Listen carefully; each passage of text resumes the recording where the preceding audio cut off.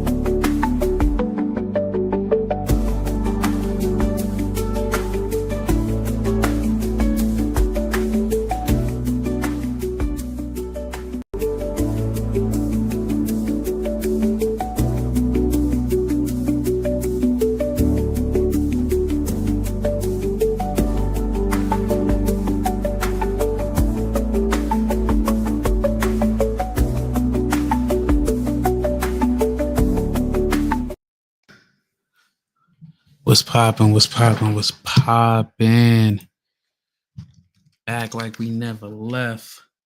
Was in the middle of this whole talking about 1090 Jake, aka 1090 Snake, aka 1090 Snake, and how he been coming at people for years. And as of late, I noticed he's a real culture vulture. When I say the culture vulture, I mean of that 5 that he claimed he used to ride when he was locked up. But I could swear before that he said he was homie before he went to the what he said, the JIT camp or whatever may have you. But we're gonna get into it. We're gonna talk about it. Shout out, as you see the link in the description. We doing this on Rumble, YouTube, and all the other outlets, so far. But like I said, shout out to them. We're gonna get into this. We're gonna react to point and click, point and shoot. I don't know why I keep calling him point and click, but I like his work. He do a lot of commentary on what's that, Adam 22 content, and he talk about a lot of stuff like Flacco. I'm coming for you next too, because you talk a lot of BS out the joint that stink and not that wink. But let's get to the content. All right, so for this video, I want to talk to you guys about the most All right, so for this video, I want to talk to you guys about the Look at that fucking face. Look at that face. most famous fake white Florida blood from Boston. What? 1090 Sticks, because he's back in the news. And this time he's facing backlash for trying to quote unquote expose legendary Chicago gang leader Larry Hoover for being a rat. And this Yeah, like I don't like how he coming at the old man, talking crazy about him. Cause they talk about he shared the article from the 1968 Chicago Tribune. 1968 Chicago Tribune. 57 years ago, bro. That allegedly provided that, saying the old man was, hot. You know what I mean? Saying that he talked on things he shouldn't have talked on with the coppers, which I don't believe that shit, to keep it a buck. 1968, we was doing with so much stuff from redlining to segregation to, and I don't see all of that. But all of a sudden the man get his sentence commuted, and all of a sudden this fucking fake ass clown comes out with this information from 1968. Then he gonna say, "Don't be mad at me that he told." We mad at you because you told, bro. Talk about your paperwork to show how you told on that motherfucking ratchet charge you had back in Boston. Talk about that. You know what I mean? And then, I don't know about this, what they said, but you see what's on the screen, but let's get to it. This is really confusing because he just told creepy weirdo Vlad TV that he's not exposing snitches anymore and that he's done with that. Snitched or how does work? That's why I don't even, the snitching videos is over with. Like I said, if so that was obviously a lie, which is not surprising because Jake is a well-documented liar and storyteller and fraud. But I did want to talk about this new video that he made because it's so stupid. It's just a huge nothing burger. And it's obvious that he only put this video out because Larry Hoover has been in the news lately for getting pardoned by Donald J. Trump. And so this is a huge clout chase. And the documentation Jake uses is newspaper articles. It's not paperwork. I never knew you could get paperwork that goes this far back, but this is a documented shooting that took place. And see, he said it himself. He didn't even know that you could get paperwork that far back. They ain't have no court clerks and stuff like how they have now. They got the little stenographer and all that, but they ain't had the internet, none of that stuff to know to put any of this stuff in. So even to put that on there, it'll have to be a scanned copy of some things. So this is real suspect, but we're gonna let it play. We're gonna let it rock out. You know what I mean? But this is some real suspect stuff, Real suspect, real poom poom activity, Let's let it rock.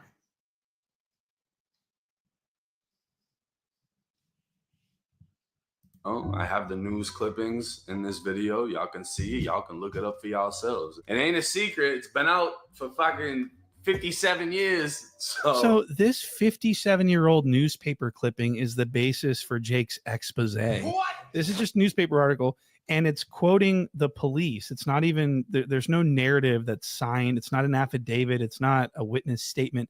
This is a newspaper article. And the newspaper article basically says that Larry Hoover got shot by his rival gang members and he got hit in the legs and ended up telling on those people to the police from his hospital bed. Now, I do want everyone to understand that this is a newspaper article from the 1960s in Chicago, and it's the police that are being quoted. This is all just the police telling the newspaper what they say Larry Hoover said. There's no, it's just a bunch of nonsense. The police in Chicago in the 60s was one of the biggest criminal organizations in America. What? The corruption in the 60s with that department is insane. They're not credible at all, and I don't understand why we're even talking about this. And that's a fact. Like it says, the Chicago Police Department has a history of scandals, police misconduct, corruption, police brutality, and other controversies. Since 2019, the CPD has been subject to a consent decree requiring the department to enact reforms in discipline, supervision, training, and recruiting of its officers. It was in the wake of the 2017 Department of Justice report, which was found that the CPD had a history of civil rights violations by officers including a pattern and practice of police brutality and abuse. That's what it read, and I read that for the cats that can't see the fine print. But let's get back to it. And this shooting happened in the middle of the fucking day in the principal's office. There were witnesses everywhere. There were multiple bystanders that got hit. There were people telling people stuff all over the place. They picked the guys up minutes after they shot. These guys did not. Minutes after they shot the poor man, well, child at the time, I think he's like 17, 18, in 1958 now, 1968 or whatever may have you. My mama, let me tell you how long ago that was. My mama was 10 years old in 1958, man.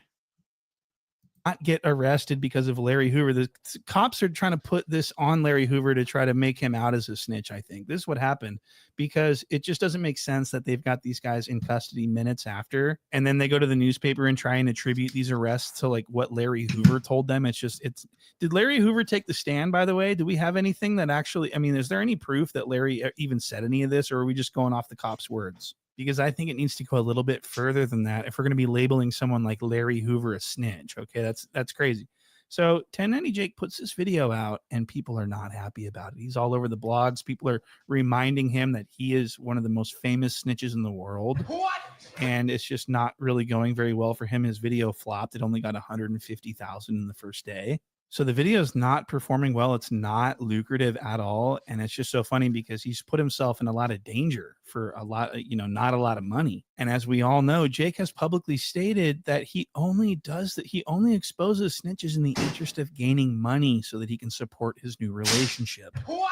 And that's true. And so I want to play you this clip of 1090 Jake explaining that I don't care about any of this shit. I only really expose snitches because I need money. I think people get it confused and they think that I genuinely give a fuck. I don't care. You're just YouTube making content. pays me, bro. Yeah. This is your gig. If I wasn't making money off of this shit, I wouldn't give a fuck. For sure. So he does this all for money. It's only in the interest of money. And I want to play some more of this. This is really interesting. This is where it gets really sort of weird. When Jake starts lying and then he starts contradicting himself mid-sentence almost. I mean, it's really bizarre. And I want to show you this. So this next clip is going to show Bootleg Kev sort of check 1090 Jake on the fact that he's like sort of destroying people's lives by labeling them a snitch. And he asks Jake how he feels about that. And Jake pretty much denies that these people's careers are affected by his videos. He's like, nobody cares about when I do a video on somebody. Nobody gives a fuck about what I say. I'm just doing what I do so I can get some money. Drop shit on people that have still maintained their career. Like Boston Richie was one of your famous ones, right? Yeah.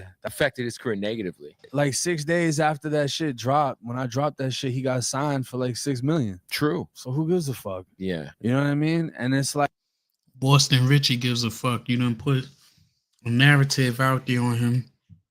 And it sounded like he was trying to finesse the cops from a little bit of knowledge that I did gain from that situation. But we letting Bobby Hill over here dictate what's the rules, but he ain't put his own paperwork out there.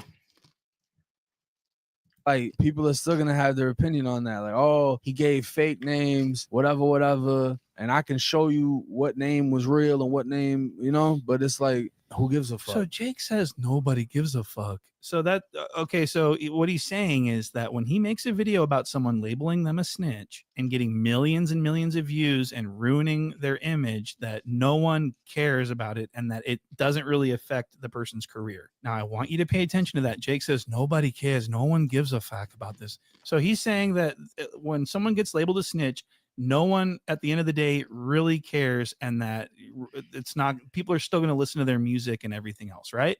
Okay, so minutes later, Bootleg Kev asks Jacob if there was ever a time when he had paperwork on someone labeling them a snitch that he decided not to make a video about. And Jake says, yes, there is someone that I decided not to make a video about, even though they are a snitch. And listen to the reason why he didn't make the video. Have you decided to not expose somebody for whatever reason, even though you have shit where you're like, maybe? Yeah. I got a interrogation video on a big rapper. Why haven't you dropped it? Because I know what it's going to turn into. The thing is, I already know that who it is. So I don't know if he a big rapper, little rapper, or whatever. You never heard of him, but I seen that interrogation video, and I think somebody else just beat him to the punch before he can actually put it out there on what was going on with old boy out there from Cali or whatever. They may have you, you know. But yeah. Is gonna get a pass. So why do it? Yeah, why stir up some shit? Why stir up some shit that in a fucking 2 weeks nobody's gonna give a fuck about, and it's just gonna cause me more of a pain in the ass than anything. So I don't need the money that bad. So why you came at the founder, one of the founders, and have you one of the biggest organized organization. I ain't gonna say organized like if they something else than what they are. One of the biggest organizations out there that got a stretch from shit. I'm pretty sure they got some type of imprint in all 49 lower states and probably even in Hawaii, or 48 lower states and Alaska. But I know cats travel to Alaska, they could drive there and stuff. But yeah, his logic ain't making no logic. So he come at him, but he won't come at a rapper from Cali, but you would come at Larry Hoover. That makes no sense.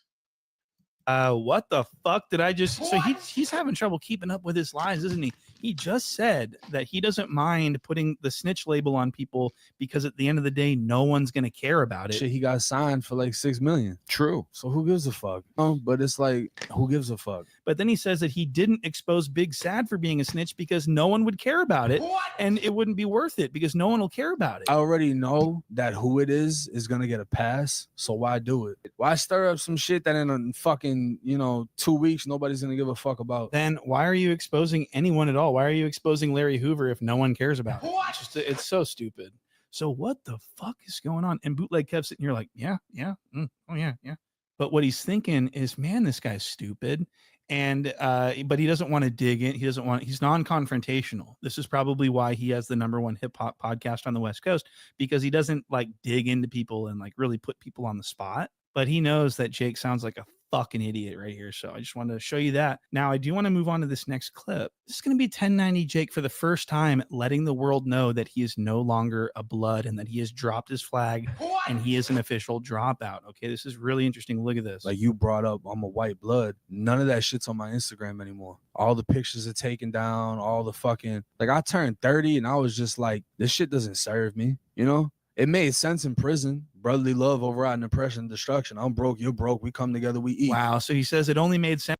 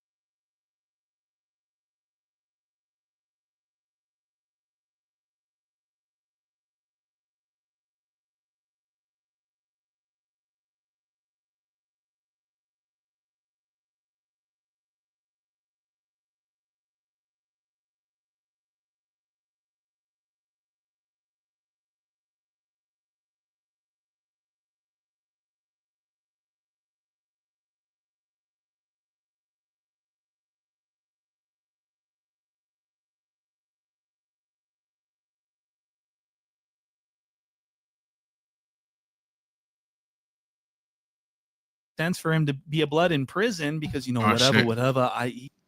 I was talking all that time and my mic was mute, but like I was saying, dude's a culture vulture. He was pretending to be homie while he was locked up because 9 out of 10 the way he sound, like it was literally for protection because he was in there shook. They probably was shaking his rack up, had him all under pressure, or he seen somebody else was getting a business and he wanted to get down with the program without looking like it was a PC move. But I could swear he said he was homie before he went to jail. So he probably, was getting down so he don't get slapped up around his neighborhood or whatever.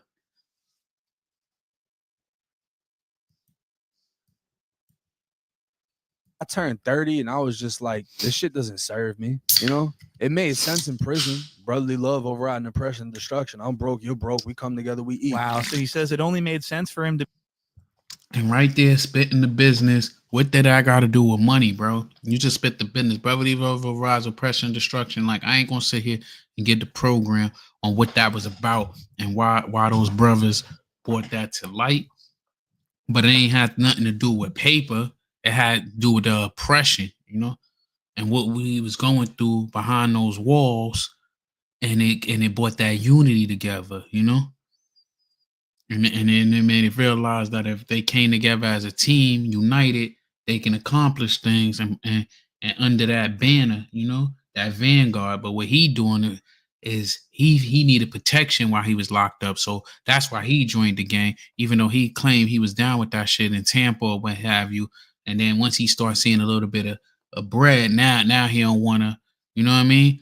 He don't realize what comes along with that bread. You got them vultures that was going to come and feel like you took our shit, you getting paid off our shit, you call yourself our name with the 1090 and all that and what have you, you're going to have to pay, you know what I mean? And he probably got tired that they was digging his pockets, allegedly. You know, I don't know. This is just my theory on how I see that happens from time to time to cats. But let's hear him finish capping. To be a blood in prison because, you know, whatever, I eat, you eat, we eat together. That's not what he's always he's always said that he was a blood long before he went to prison. But now he's like, it made sense in prison because I really had to show out. I had to show everybody that I was the biggest white boy in the, you know what I mean? Like it doesn't make any sense. I mean, and being a white blood in prison actually puts you in a worse position. It doesn't make sense at all to do that. So he's saying it made sense in prison. No, it didn't. And so Jake's not intelligent enough to actually go on an interview podcast and conduct himself because he's a liar and he can't keep track of his lies. It made sense in prison. Brotherly love, overriding oppression and destruction. I'm broke, you're broke. We come together, we eat. They want to fuck us up. Well, we're going to fuck them up together. You know, out here, it doesn't make any fucking sense. Why am I risking what I got going on? So you see that? It made sense in jail when them brothers put their freedom and their life on the line to protect your fat ass. But it don't make sense in the street now that you making some money talking about the same things, the prison stories and how you was protected in the JIT camps and the homies backed you up.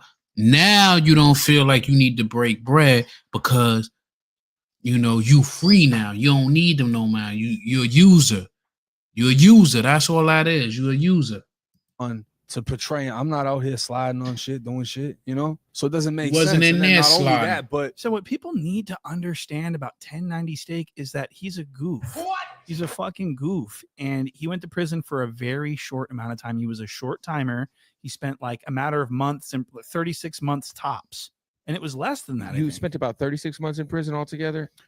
it was less than that. It was like 2 years and he couldn't hang. He was telling people that he wanted to, disalive himself so that he can get special treatment and get away from general population. This is something that he said. So what I did is I took the razor and I cut myself with the razor, and I didn't like grip I didn't do nothing crazy. I'm literally nicking it, just, forming a long line, just nicking and then pinching my skin so it bleeds a little bit. I took a piece of paper and I wrote, I'm going to kill myself. I wiped my blood all over it. I stuck it on the window. I laid down on my back and I'm just bicycle kicking the door down. No, I want to kill myself. I want to kill myself. They put me in a psych cell, which is a pretty big size room. I got a suicide mat on the floor. This suicide mat, bro, is like the equivalent of a Tempur-Pedic. I don't know if you ever went psych, but this is the thickest, most comfortable mat. So I'm butt naked the whole 21 days in this. Like, I'm really trying to pull this whole psych thing. The whole state of Florida, the psych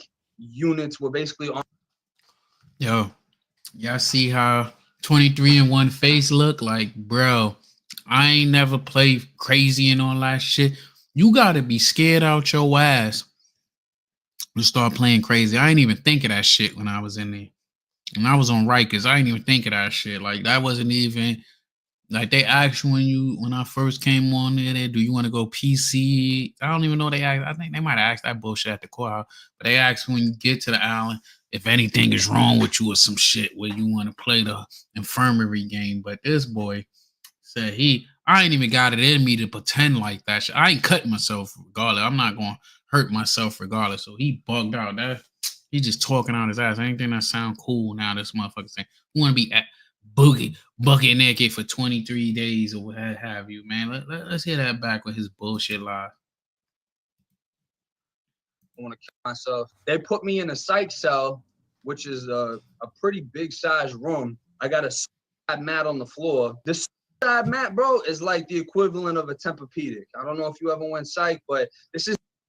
You see his face? He looking like, nah, player. I did my bid on 10 toes, man.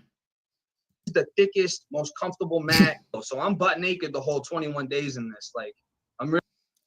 Imagine that. Being asked out for 21 days, 3 weeks. Ugh, that's nasty work. Really trying to pull this whole psych thing. The whole state of Florida, the psych units were basically on lockdown because they were overpopulated.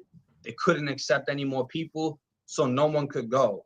So I wasted my time doing this whole thing. I never got sent anywhere. Wow. So Jake went to great lengths and did everything he could think of to get himself separated away from all of his blood partners. He wanted to get shipped off to the puzzle factory to hang out with all the J-Cats and the weirdos. So I'm just wondering where it all made sense for him to, get all these tattoos and all this shit. He's not a blood. He's just a normal guy that moved from Malden, Massachusetts down to Florida, where he burglarized his own family and got sent to youth prison for a very short amount of time. He was not institutionalized. He was not it didn't change him in any way. That boy had a lot of aliases, though. That boy was Jacob, Daniel, Cherry, Jacob, D, Cherry, Jella, Killer, JJ. Like, damn. For 4 charges, he had more aliases than he had charges, man. Used this to tell stories and make money on YouTube. What?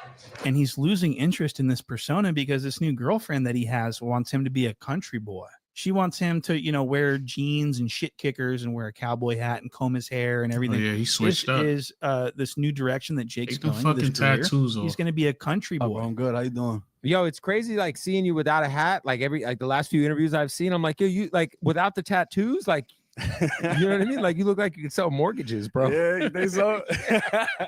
I had people saying that shit the other day. They were like, yeah, you really white boying it right now. But Super white boy. Yeah. I mean, so Jake is actually trying to go country now because of his girlfriend Haley, and it's really interesting to watch. It's extremely cringe. If you go to his Instagram, he's always posting stories of her and what they're doing, and he's always doing some pathetic ass shit.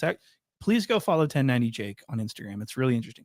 And I've actually got a full episode. I think it's like a 2-hour fucking episode on Patreon about his relationship with his girlfriend. I encourage people to go check that out. And I'll actually play you a clip. Actually, I want to start here. Shout out the point and shoot, No Jumper bro. and was talking about how disgusting his toes are. Shout out the point and shoot. All of y'all on here, take your time out. Go subscribe to him. He's fucking hilarious. I discovered him and haven't stopped watching him since, man. And tonight, I was in my feelings about the Knicks losing, and I came across this shit and it cheered me up. So shout out the point and shoot, man. Respected. And how pussy and bloody they were in prison. And I was like, oh my God, he's got disgusting fucking toes. My toenails were fucking infected from the Right. last prison because of the small ass boots they gave me. So my shit bleeding, pussing. I can't walk. Medical basically told me to go fuck myself. They're not treating me until I get to the next spot. So I can't move. I can't run. I'm basically stationary. So when I get hit, I turn around. I'm like, all right, let's go blade for blade. So I've always held on to this memory of hearing about Jake's disgusting toenails. And so the other day when I was watching his Instagram, he was posting a story about him and Haley, and they were going kayaking. And we actually got to take a look at these toes. And I want to show you this. Look at that. Look at that big toe. Look at the toenail. Look at the fungi. That's it. Him and I thought this was Jala. I thought this was Jala. Jala is my real name. But it's not. It's 1090. I ain't gonna lie. And He ever since I he heard go that in story he on told about his fucking toenails being all Flacco, bloody and poetic, or fungusy whatever and his sporting pus fat everywhere. I've been sloppy extremely asses. interested. I've been watching him like a hawk, trying to find out if trying to find a photo or footage of these toes. Well, here it is, and he's done a great job of concealing them and hiding them. Look at this photo here. And his girlfriend Haley, I believe, took this photo, and I think she said, "Babe, get your feet out of the shot. Get your feet out of the shot." So he's doing this insane spread. and that's a crazy spread. You know, when Or Jake was busting down, pause. when Jake talks about busting down a spread, this is what he's talking about. He's talking about doing the fucking splits to get those toes out of that shot. It'd be too close to the camera. We'd be able to see all that fungi. And as you can see, the perfect shot where the handle of the oar and his hand are covering his nips. So you can't see those either. So this was an acceptable photo for them to post, even though it looks crazy. Now, I just wanted to point that out because Jake is a cowboy now. He's fully country. And I can guarantee you, I predicted this in the Patreon video. I knew that he was going to go full country, and it's going to be crazy in like a year from now. If they're still together, he's going to be literally like fully open about country. That, you know, he's going to be a shit kicker. And I cannot wait for the day when he's doing interviews talking about how he changed his life and now he loves country. He loves going on down them dirt roads with the cold beer and, you know, the country lifestyle. He wants to change his life. He doesn't want to be this white blood anymore, unfortunately. And it's all because of his girlfriend. And he's open about it. He's going to be saying stuff like, so my bitch really changed my mind about the whole gangbanging thing, whatever. And people don't realize this, but I'm really starting to change my life for the better with my new bitch. And I'm singing country music now. I'm doing country stuff. I'm singing the music. I'm loving the, you know, he's singing country music now to her. I guarantee you he's singing to her. I guarantee he's like, I spent my whole life getting it all wrong, but I sure could use your help just from now on. I want to be a good man. I do like I should, man. I want to be the kind of man that drops out of the bloods. That boy. The real one. Roast the fuck out of him, but he's some real shit though, man. That motherfucker's a clown, bro. I've been watching a couple of his things lately, and I noticed he's been on some clown shit. Like, it don't make no sense the way he been on his bullshit lately. But it is what it is, man. But to come at Larry Hoover or people with no credible information, because like I said, somebody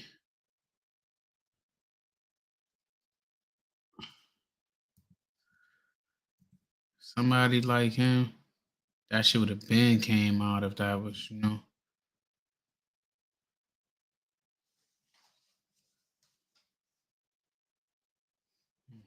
And then they linking that shit to Whack 100. Whack 100 is always in the mix of something, bro.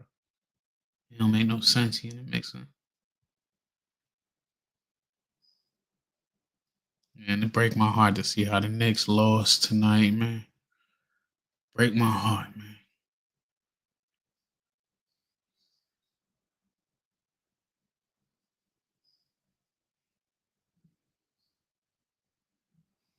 Let me see. Culture Vultures, a channel called Culture Vulture. I want to bring up that joint with the boy talk about Poetic Farco. Another clown who I'm gonna have to get on his ass. No Diddy, no whoever right now is the boy Jay Morrison. You know what? We're gonna look at. We're going to react to No Glory True Stories. Some of their content. Go over there and subscribe to them. They got some good shit over there. Go over there and subscribe to them. We're gonna subscribe. We're gonna ride that out right now. That's the story of Shakira Jameson. Yeah.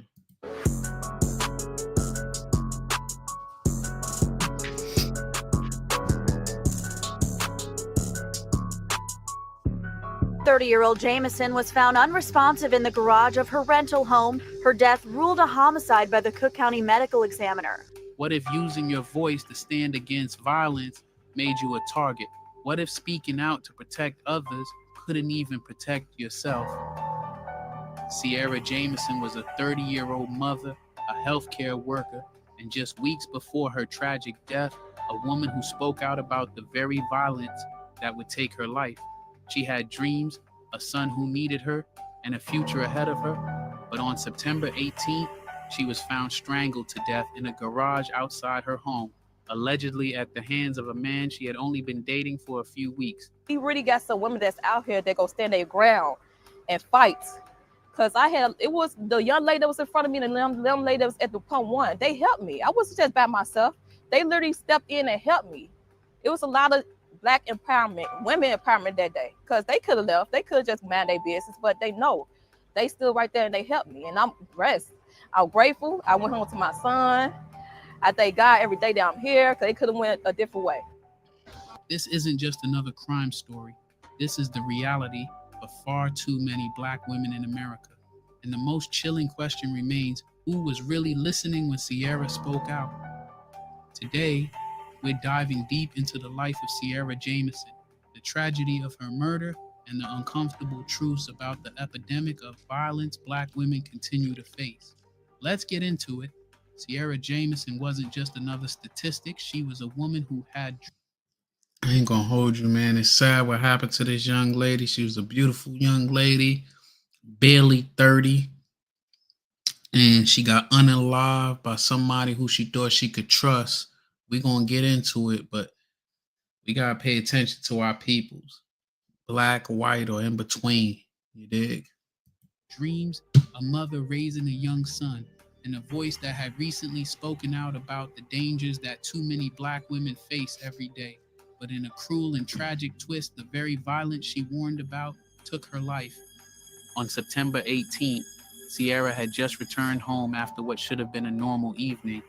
She told her mother she was heading to park her car in the garage nearby, a routine task that should have taken just minutes, but Ciara never came back. According to police, Lawrence Boyle, a man she had known for over a decade and recently started dating, was waiting for her. What happened next was horrifying. Boyle allegedly strangled Ciara inside that garage, took her phone, and covered her lifeless body with a tarp as if trying to erase what he had just done. Back at home, Ciara's mother grew anxious. Her daughter wasn't answering calls, wasn't responding to messages, and deep down, a mother's intuition told her something was wrong. That's when Ciara's brother decided to go check the garage himself. As he approached, he saw Boyle casually shutting the garage door, but there was something off. Boyle had Ciara's phone in his hand. When asked about it, Boyle claimed that Ciara had thrown it at him before leaving for the store, but something didn't add up. Moments later, I ain't gonna lie, that's nasty work. I would have came there and I'm trying to figure out where my sister at, and I think something fishy.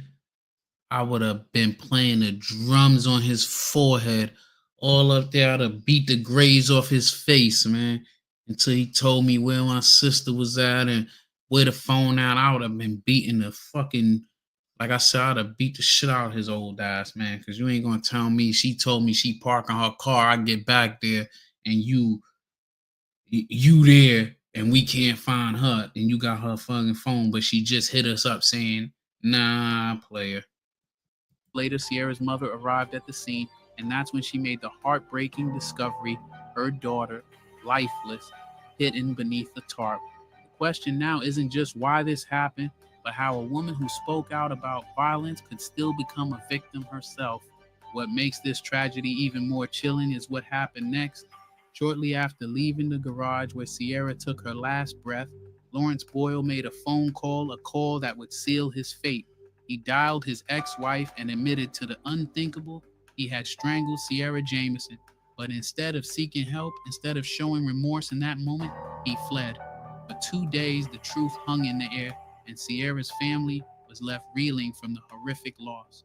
But on Wednesday, Boyle finally turned himself in. He confessed to the crime, offering an excuse that only deepened the senselessness of it all. He claimed he believed Ciara had a gun, but even after realizing she was unarmed, he kept going. He took her life with his own hands. What makes this even more devastating is that Ciara had already survived violence once before. Just a month before her death, she was interviewed by CBS Chicago, speaking out on the dangers that Black women face.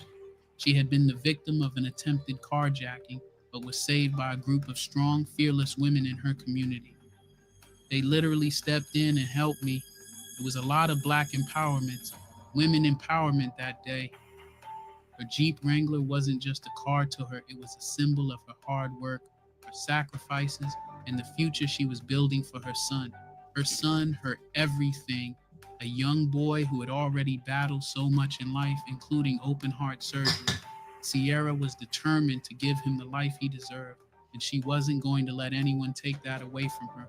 Dorothy Tucker, the reporter who interviewed her, described Sierra as courageous and strong, a woman who faced the world with determination, only to have her life taken by someone she trusted.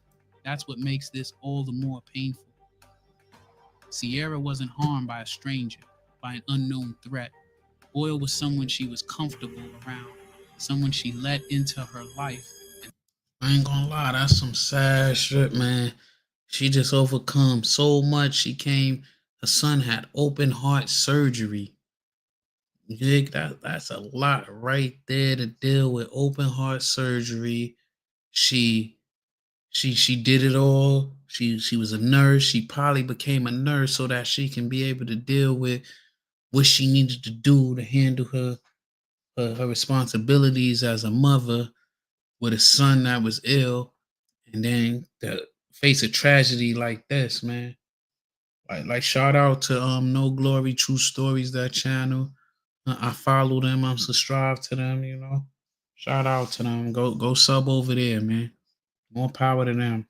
And that trust was betrayed in the worst way imaginable.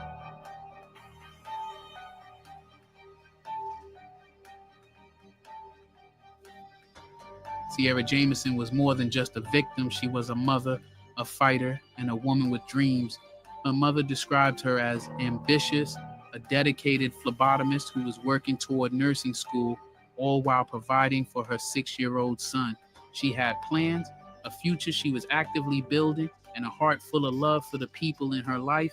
Her family now carries her legacy forward, holding on to the strength she showed in life. And while nothing can undo this tragedy, they find relief in knowing that the man responsible has been caught. Yeah, they caught this geezer. She knew him for all them years. Then she finally, which I don't know what the hell she seen in him. He ain't even like an older dude that look young or what have you. I don't know what she seen in him, but the dude obviously ain't had her. He was 64. She was 30. He was 34 years older than her, bro. I don't even understand what she seen in. He was old enough to be her daddy and some. Her aunt spoke out saying, "We are honoring her legacy. We are honoring her life. But today we have a victory because this person has been caught." He was beautiful, we can celebrate with a little bit of peace. Sierra's story is a heartbreaking reminder of the dangers so many women face, especially Black women who are too often unheard and unprotected. Let's continue to say her name, to fight for justice, and to protect those who need it most. With that said, thanks for watching, and until next time, be safe. That shit crazy. Is begging for closure as they try to bring home a missing Amherst County woman. Elsie Wigington has been missing for about a year, but there are still no answers.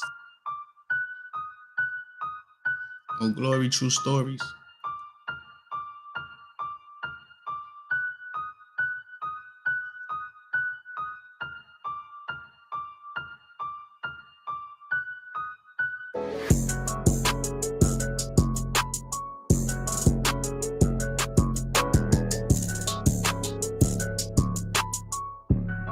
If someone texted you saying, "He's going to kill me," then what would you do? Would you believe them? Would you act fast enough? That was the haunting message Elsie Wigington sent to her foster sister just moments before she vanished without a trace. Elsie was 45 years old, a mother, a grandmother, and a respected nurse in Amherst, Virginia. She spent Yo, just imagine you get that text message from one of your family members, scared, terrified, telling you what they expect could happen to them. And you probably too far away to be able to even get to them to give any assistance. Then when you do get to them, if you could get to them or you try to contact them and you can't even hear from them, and you can't find them, and you don't hear nothing for almost 2 years. That's some psychological shit for your ass. Nearly 3 decades caring for others, but in June of 2023, she needed someone to care for her, someone to listen, because she knew she was in danger. Her marriage was over. She had already filed for divorce back in 2020 after discovering that her husband, Frederick Wigington Jr., was having an affair with his ex-wife, Patricia. The betrayal ran deep, but Elsie was trying to move on until things took a dark turn. In late June, Elsie planned to leave town and stay with her foster sister in Maryland, but before she could escape, she sent that now infamous message: "He's going to kill me." And then she was gone. Frederick never reported her missing. In fact, he didn't seem concerned at all. Her family, terrified, reported her disappearance on June 26th, but there were no leads, no evidence, just silence. A family is begging for closure as they try to bring home a missing Amherst County woman. Elsie Wigington has been missing for about a year, but there are still no answers. Nearly 14 months passed with no answers, but police weren't ready to give up. Then in August of 2024, investigators returned to the Wigington property with cadaver dogs and ground-penetrating equipment.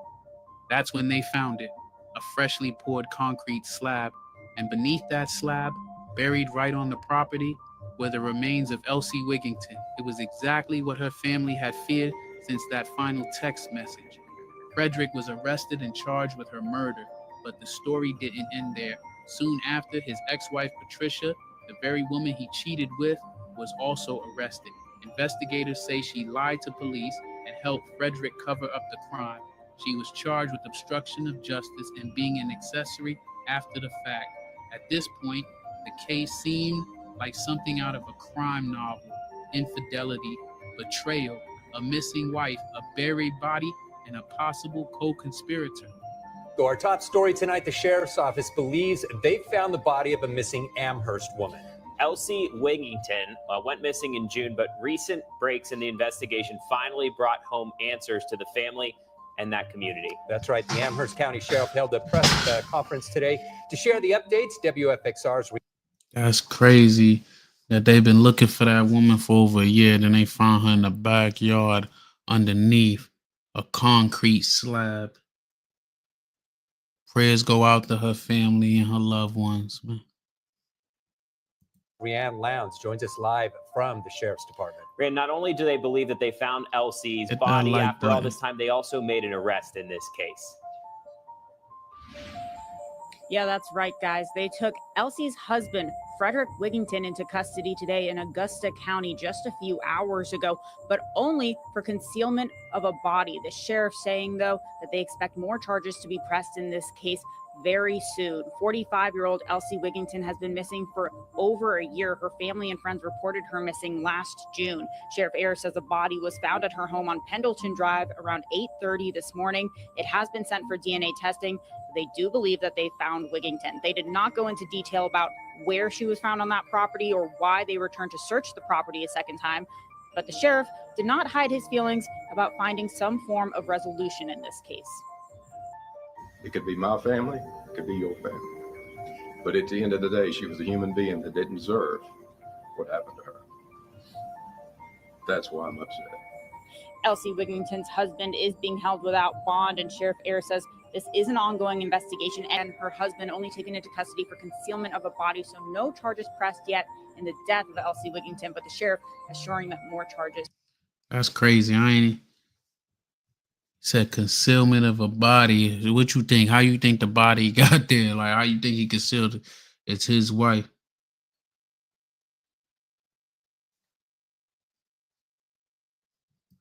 Are coming soon.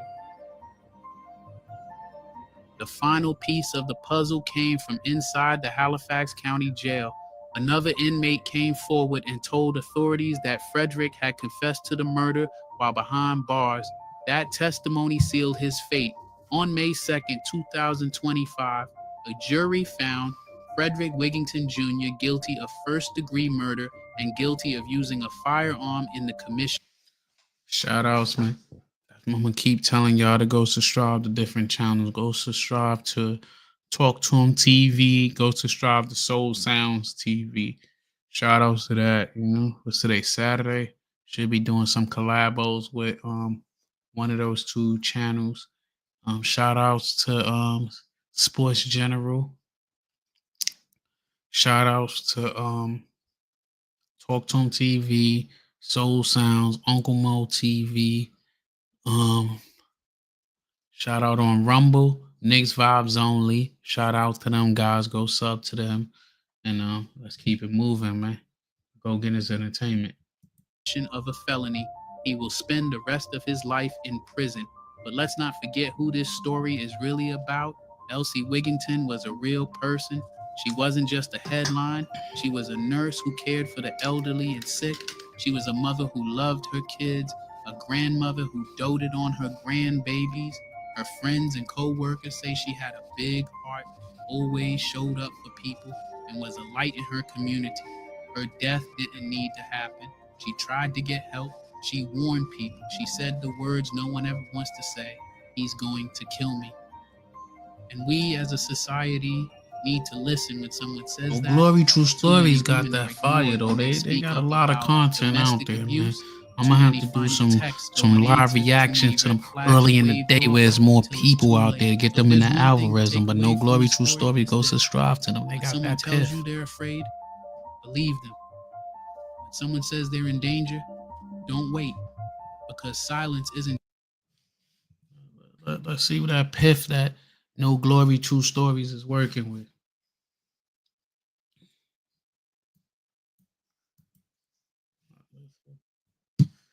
Already started on this one.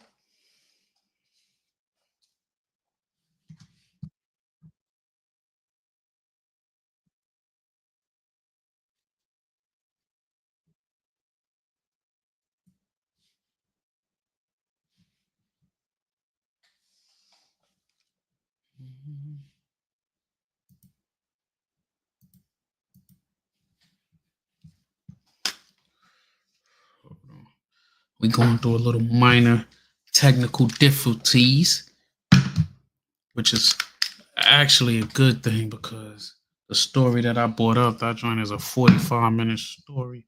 So we ain't going to go into that tonight. We're going to go into another story that No Glory True Stories had that was really on some sad but some G'd up shit, you know, with jealousy.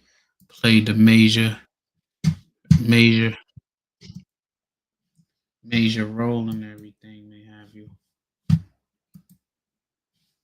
So let's get it. Let's get it popping. Shit.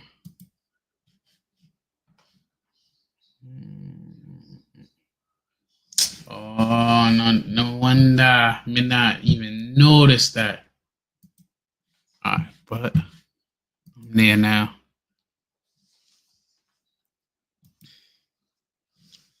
Now let's get to this. So this is how jealousy turns tragic, you know. This is crazy because this is a Newport News, not too far from where I live, where I frequent. I'm a New Yorker, official Bronx dude. But let's get to this story. That's a true story with no glory. A tragic crime scene Friday evening at this 7-Eleven gas station in Newport News as police and investigators collected evidence trying to figure out why someone would want to take 24-year-old Michael Faison Jr.'s life.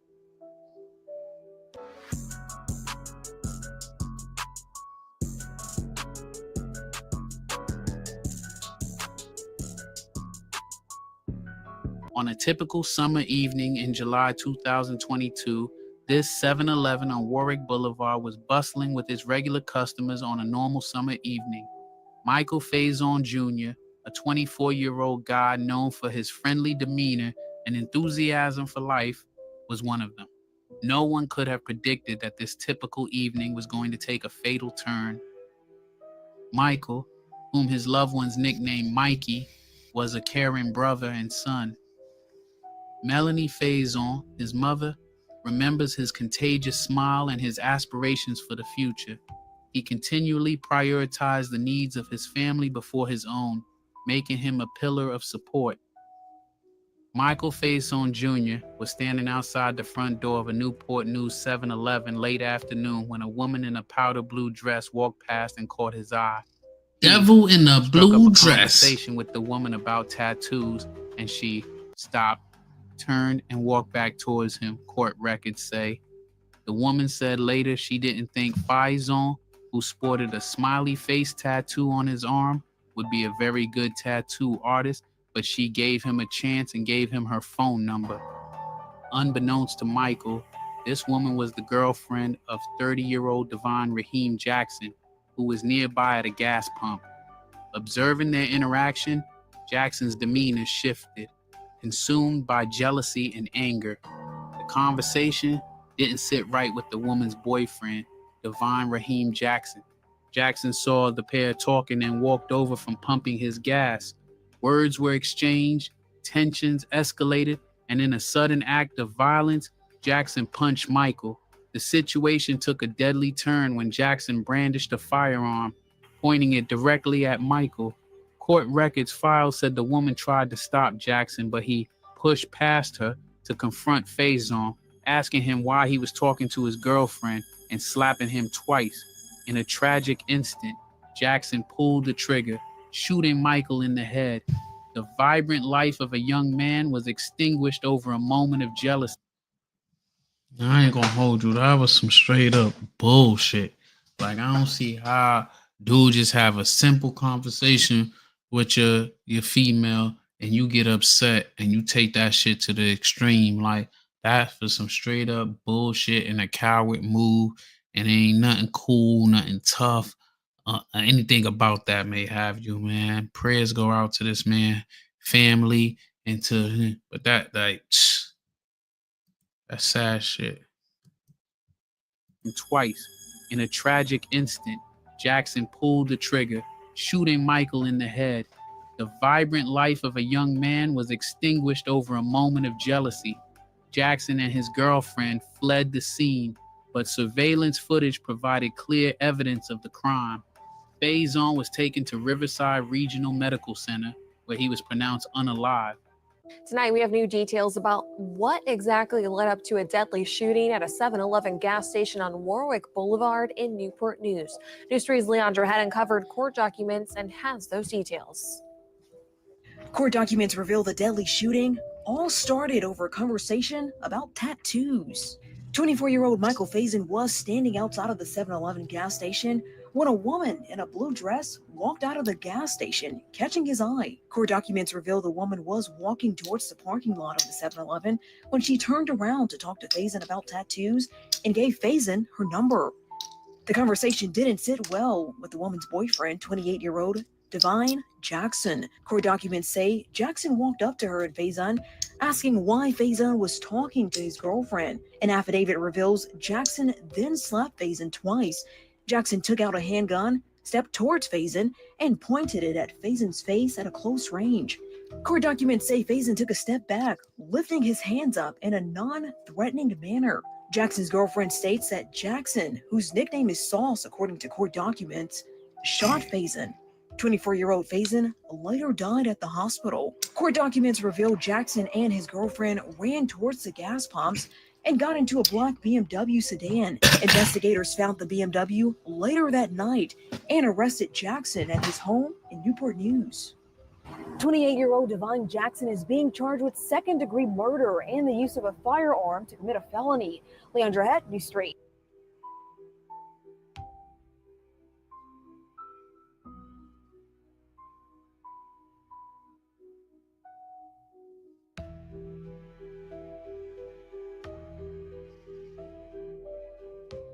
During the trial, the jury, his nickname was Sauce.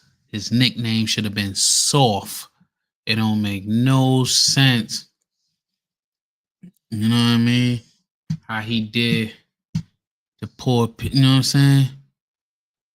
Like that was a real sucker move that he did. That he did that to that young man just for talking to his female. That I guarantee right now she with the next man. Oh boy, I'm pretty sure got an asshole full of time, but he wasn't thinking straight, man.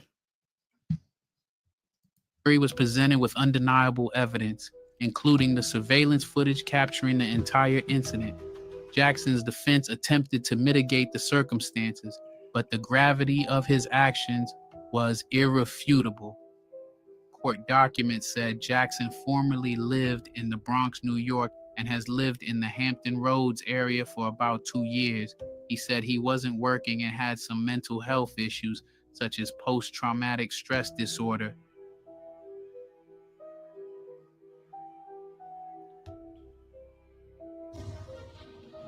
.535 new this morning, a man was sentenced to life in prison for a deadly shooting in Newport News. Divine Jackson shot and killed 24-year-old Michael Faison Jr. in July of 2022. It happened on Warwick Boulevard near Riverside Regional Medical Center. Jackson was also given a 3-year sentence for use of a firearm. In May 2024, Judge Gary Mills sentenced Divine Jackson to life in prison for the murder of Michael Faison Jr., with an additional 3 years for the firearm offense. Outside the courtroom, Melanie Faison expressed a bittersweet relief knowing her son's killer would face justice, yet acutely aware that nothing could bring Michael back. This tragic event underscores the devastating impact of gun violence and the ripple effects it has on families and communities. Michael's story serves as a poignant reminder of the fragility of life and the consequences of actions taken in moments of anger.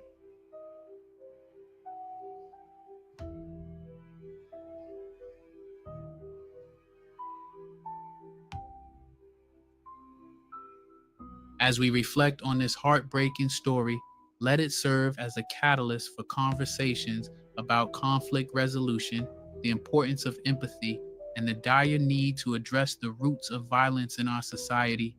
With that said, thanks for watching, and until next time. I ain't gonna lie, that shit right there messed my head up. It's 2:08 in the morning. I appreciate everybody that tuned in. We're gonna have another one like the other one tomorrow morning. We're gonna dig more deeper in True Story, No Glory. I'm supposed to come on and do a collaboration with Talk Tune TV or Soul Sounds. Shout out to the channels out there that mess with the team. No Glory, True Stories. You know, I see you in the comments. Holla at them. Go sub over there. Let's get them monetized. Let's get them numbers up over there. They putting out good content. Knicks Vibes Only. I know they ain't posting a while, but they doing their thing. They getting their numbers up, even though the Knicks lost tonight. So they might be in their feeling, or you might get one of those good old rants from Knicks Vibes Only. But go over there and sub to that. Go sub to Talk to 'em TV. Go sub to Kaya. Where she do her nails and all that out of Atlanta. Go book with her. Go sub with her. Go sub to who else out there doing their thing in the algorithm that mess with the team. Sports General. Go sub to that. Go sub to Soul Sounds. I'm pretty sure I said that about 80 times. Go sub to the podcast with Soul, because I just like what they doing out there, giving a non-partial reverence of what's going on with the Diddy trial. They getting both sides of the story, not just one side of the story like we've been so accustomed to getting. Who else? Just shout out to everybody who mess with the team. I know I'm gonna get a lot of notifications. I'm gonna get people that text me and say they ain't get no notification, because I know that shadow ban be real. But you know, I'm ready to act right, YouTube. I'm ready to act right, man. But we gonna give y'all that dope content. We gonna be consistent. I had a lot.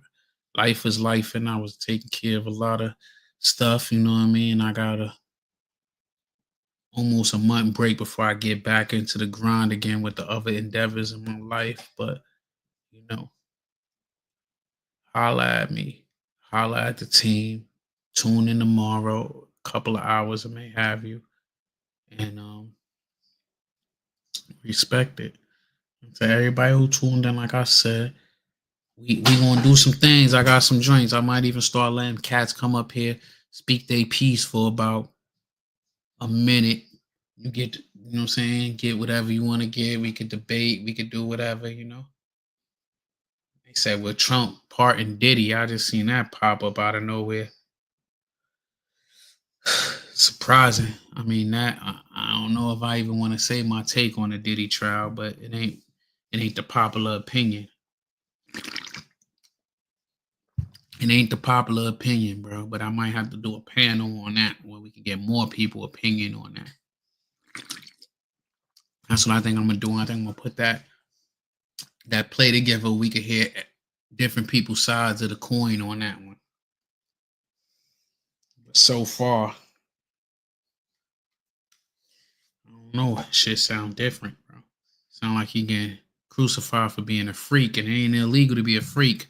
It's illegal to be beating on broads, cause that's what he really guilty of, is beating on Cassie. But that statute of limitation up, and they trying to charge him. They trying to build a RICO case off of a state domestic violence case, you know, because there's plenty of people that in their regular everyday life in certain areas that done seen domestic violence happen. I ain't, you know, I ain't RICO. That mean that bastard need to be locked up for doing the sick, demented stuff that he into, you know. You know what I mean? But I don't know. It's a lot of craziness out there, man. What have you, you know? But if your first time tuning in to Uncle Mo TV, I appreciate if you hit the like button, subscribe. But you ain't even gotta do all that to keep it a buck, interact, throw a comment in the comment section, say what up, you know. That's it. A little interaction, say what up. You know, help me out so I can at least get a haircut, you know. But like I know it's 2:11 in the morning. 2:11 in the morning. What are you talking about? Yeah. I ain't gonna hold you. I'm sick that the Knicks lost. I'm sick right now. I should have took my ass out, party, had a good time. I couldn't be in New York because I had to take care. I had the adult. I had the adult this weekend. Last weekend I got to be free, you know, went up there, watch parties and all. I had a good time, had a great time with family, you know. This weekend I had the adult. I had the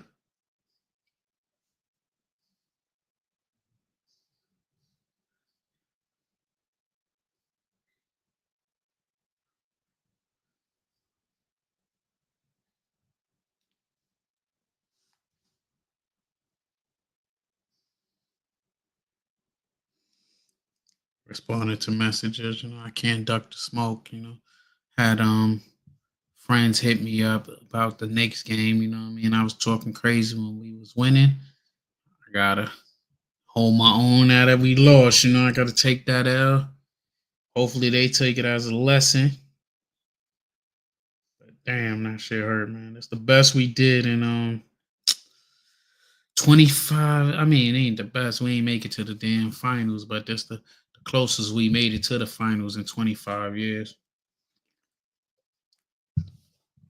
So I appreciate it. I mean, we was the laughing stock of the NBA for years. So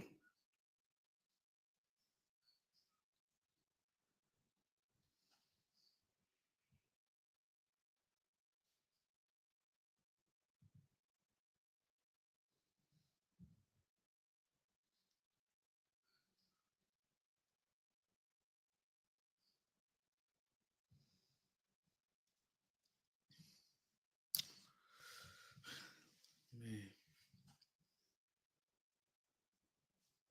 hopefully next year the Knicks We gotta make some good off-season moves, man.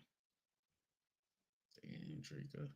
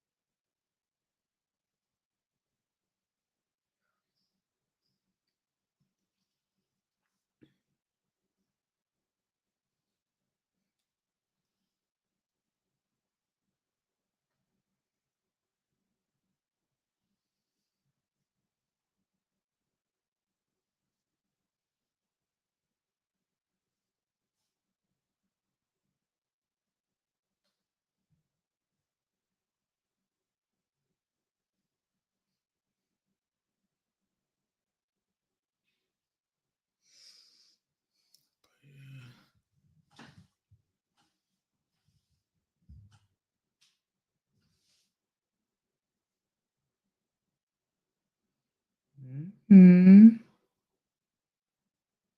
Is that a grill in the living room? Only in New York, motherfucker, have a whole barrel grill in a living room.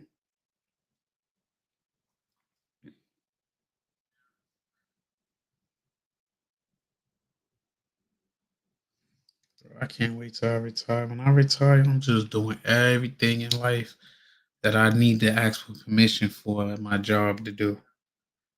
I'm running reckless for at least 6 months.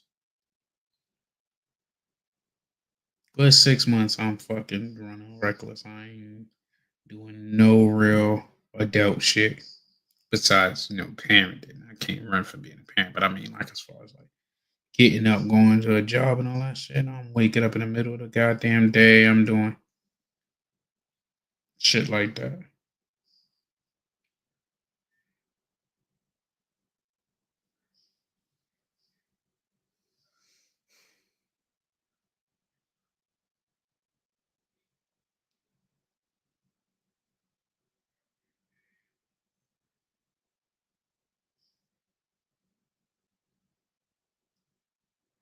Damn, they're already trying to make these fake ass hypothetical trades to get rid of Cat and fucking this. I don't think the Knicks need to get rid of Cat, but I'm gonna do that on my Knicks channel on Knicks Vibes only. I don't think we need to get rid of Cat. I think we keep Cat, get rid of fucking OG Anunoby, bro. I don't know what's the fucking hype about it, man. All that fake defense ain't get us nowhere because he ain't play no fucking defense.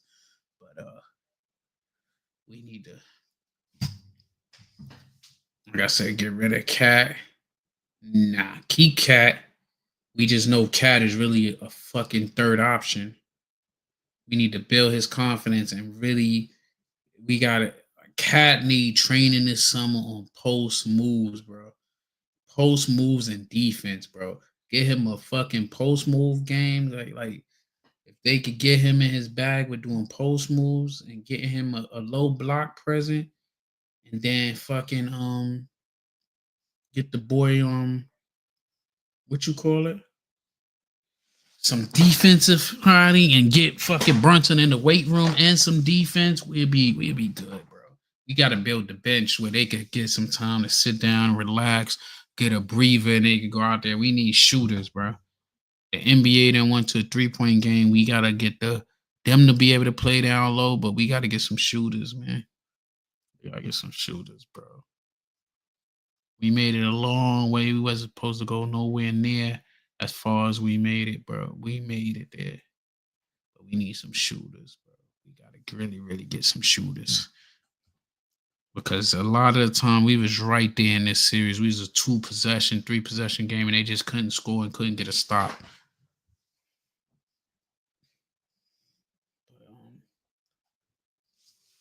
Shout outs to y'all, man. I'm going to take apart my whole rig tomorrow and put it back together so I could troubleshoot this shit. I tried the new program. Right now I'm on StreamYard, the OG. But I tried the new program, a new extension to a program that I was using before that gave me great results, and that shit was fucking up and crashing. And about to delete that joint and reinstall the old joint because the new joint ain't. Then I'm about to bring y'all that heat. We about to get that heat, bro. I'm on my grind now, you know. I'm on my grind. My baby did her prom going to high school, so she getting hard. I got 4 years. Not even a full 4 years. I got 3 years, really. So I want her to be driving her own whip by the time she get the senior year. So I'm on my grind with that, you know.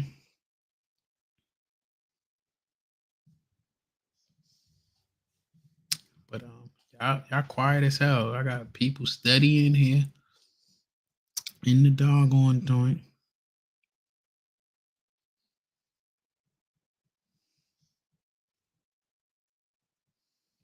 That's how I know I gotta get back in the algorithm. The trolls ain't even there. I unblocked everybody. My block list was strong. I went in there today and unblocked everybody. I didn't even realize that was a block list at first. But then when I did realize it's a block list, I'm like, fuck it. I'm unblocking everybody because everybody gonna get this work if you want that work. If you know what I mean? Like, I gave y'all that work before y'all reported me. You know what I mean? But I don't give a fuck no more.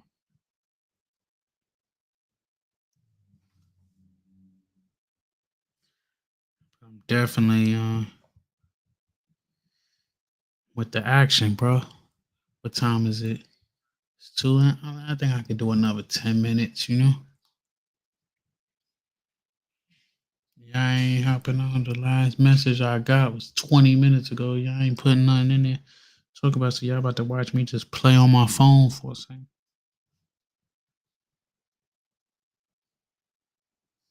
Damn, 4 years old, man.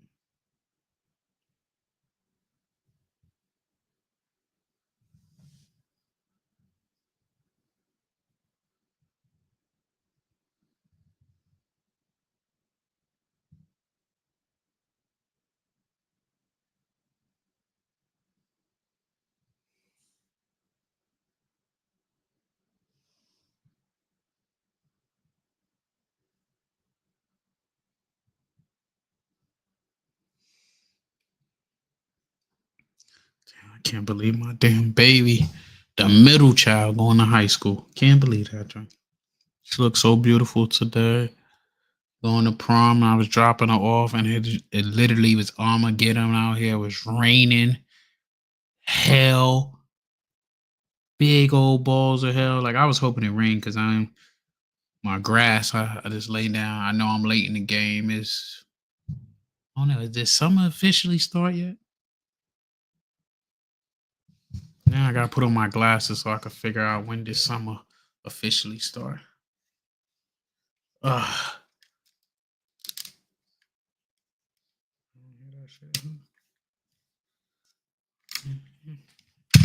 my shit die.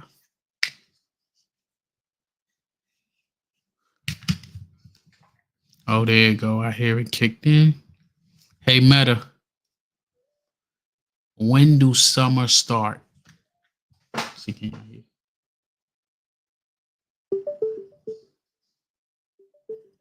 Summer 2025 in the U.S. typically starts around June 20th or 21. Summer. Repeat that. Hey, Meta, repeat that. Summer 2025 in the U.S. typically starts around June 20th or 21. So around June 20th. So I guess it's still spring. Later. Hey, Meta, is it too late to put down grass seed? It's not too late to put down grass seed, but the ideal time is typically in early fall or spring when the weather is cooler. Even in my part of the country. In the U.S., late summer to early fall is typically the best time to plant grass seed. But if you have warm season grass, late spring to early summer is ideal. So it ain't too late that I lay down my grass seeds, but I'm pretty much on the borderline. But I just laid it down. I'm the only one in my neighborhood that laid it down. People lay their shit down like shit. I see my. I don't know.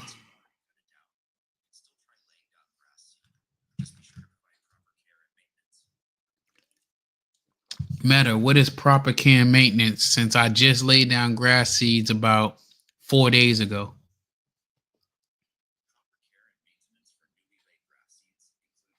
Soil consistently moist, but not waterlogged, and maintaining a temperature of around 70 to 80 F, 21 to 27 C, during the germination period, which is usually 7 to 14 days.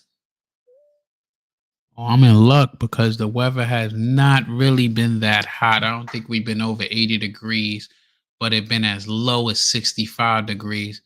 Do you think that's cool with the germination time?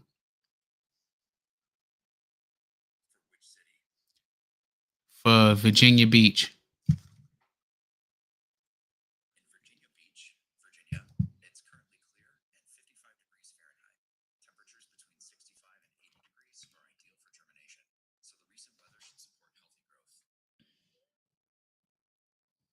Thank you, Meta.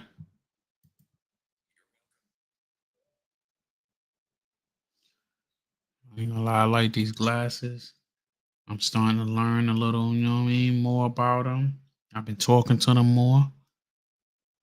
I like that I look.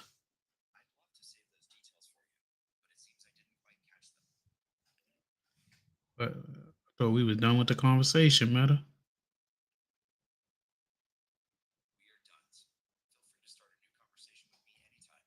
Will do.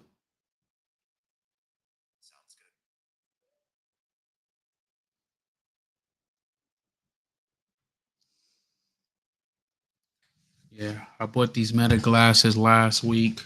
Had them for a week. Only been playing with them for a couple of days. I do like how I can ask it questions and it give me an answer based on, you know, where I'm at with things.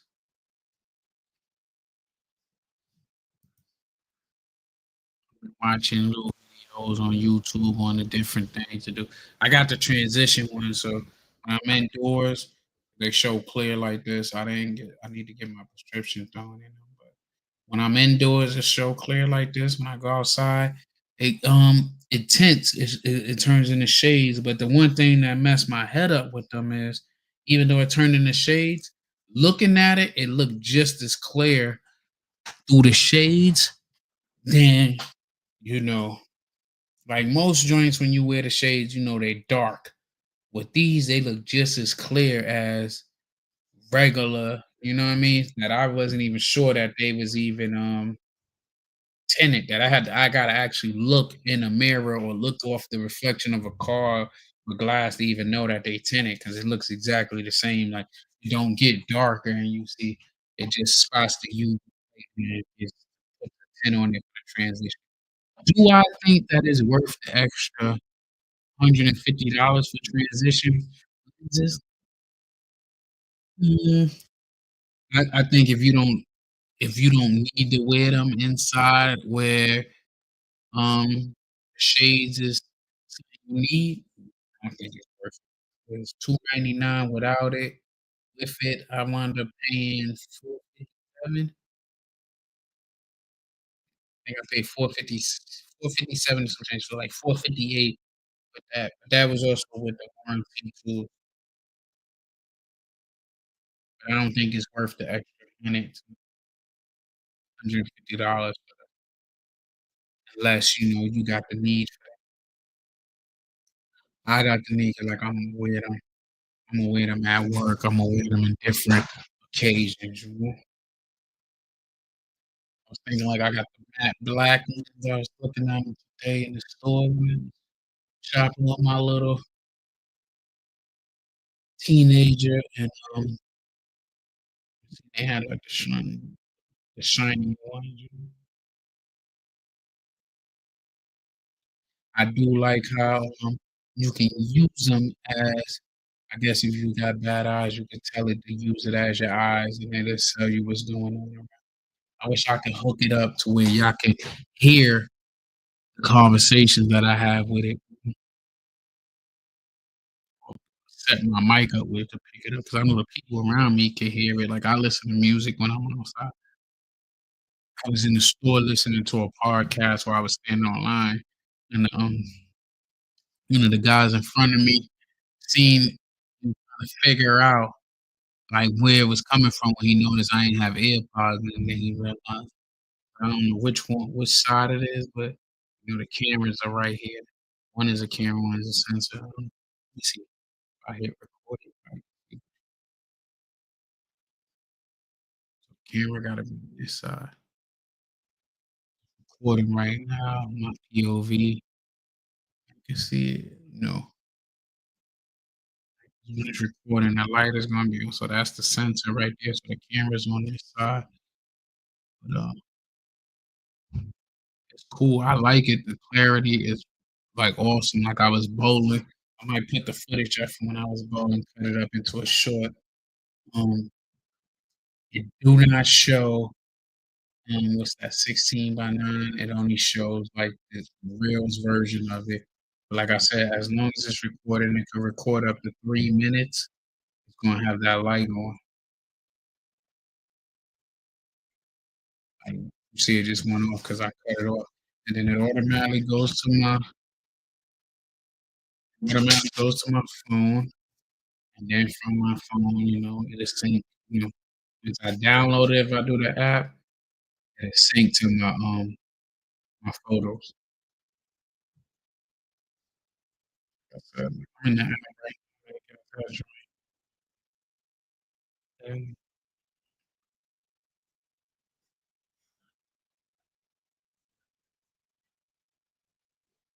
like I recorded her now. Like I recorded my daughter when I was dropping off at her prom, and she didn't even know I was recording her with my glasses. She just know I was taking a picture. It's crazy because it's so clear that like you probably can't see it on here. There's a thing. I got these little scars on my hand. It's called bite. Those that know what Beretta bite means. It's when you're shooting a gun, a Beretta, more specifically 92 model. If you don't shoot it properly, like obviously I got the bite. The way the scar to come off, it'll cut your hand up. That's how I got that bite. You can see the scar, and the glass was so clear as I was taking a picture with, you know, I was wearing my glasses as I'm snapping pictures of her. It showed the Beretta bite on that shit. But somebody who don't know when you're just I guess dots on my shit. I really cut my hand up at the range at work. But it's cool.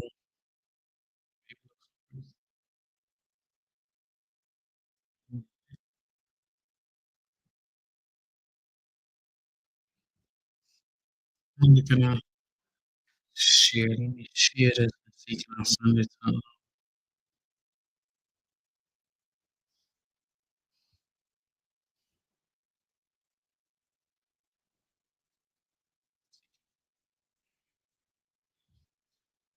let me I'm gonna show you how clear that video came out just now that I did while I was talking to y'all.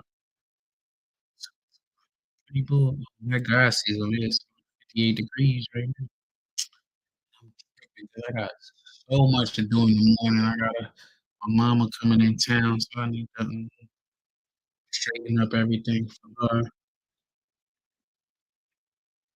Know how she is, so we're gonna have to go out to dinner. I don't know. We probably won't go out to yeah, we can eat dinner right here in the house.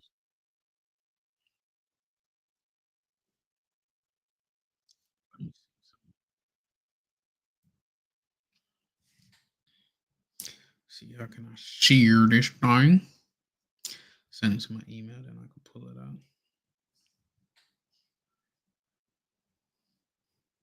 We're gonna get into that Remy Martin and Papoose thing too, but my beautiful baby.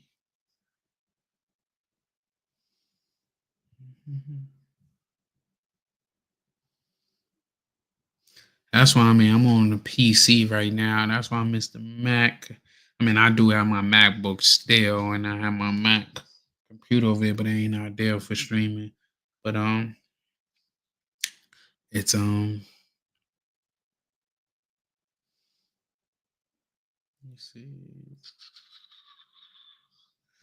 Damn blood, that shit tripping.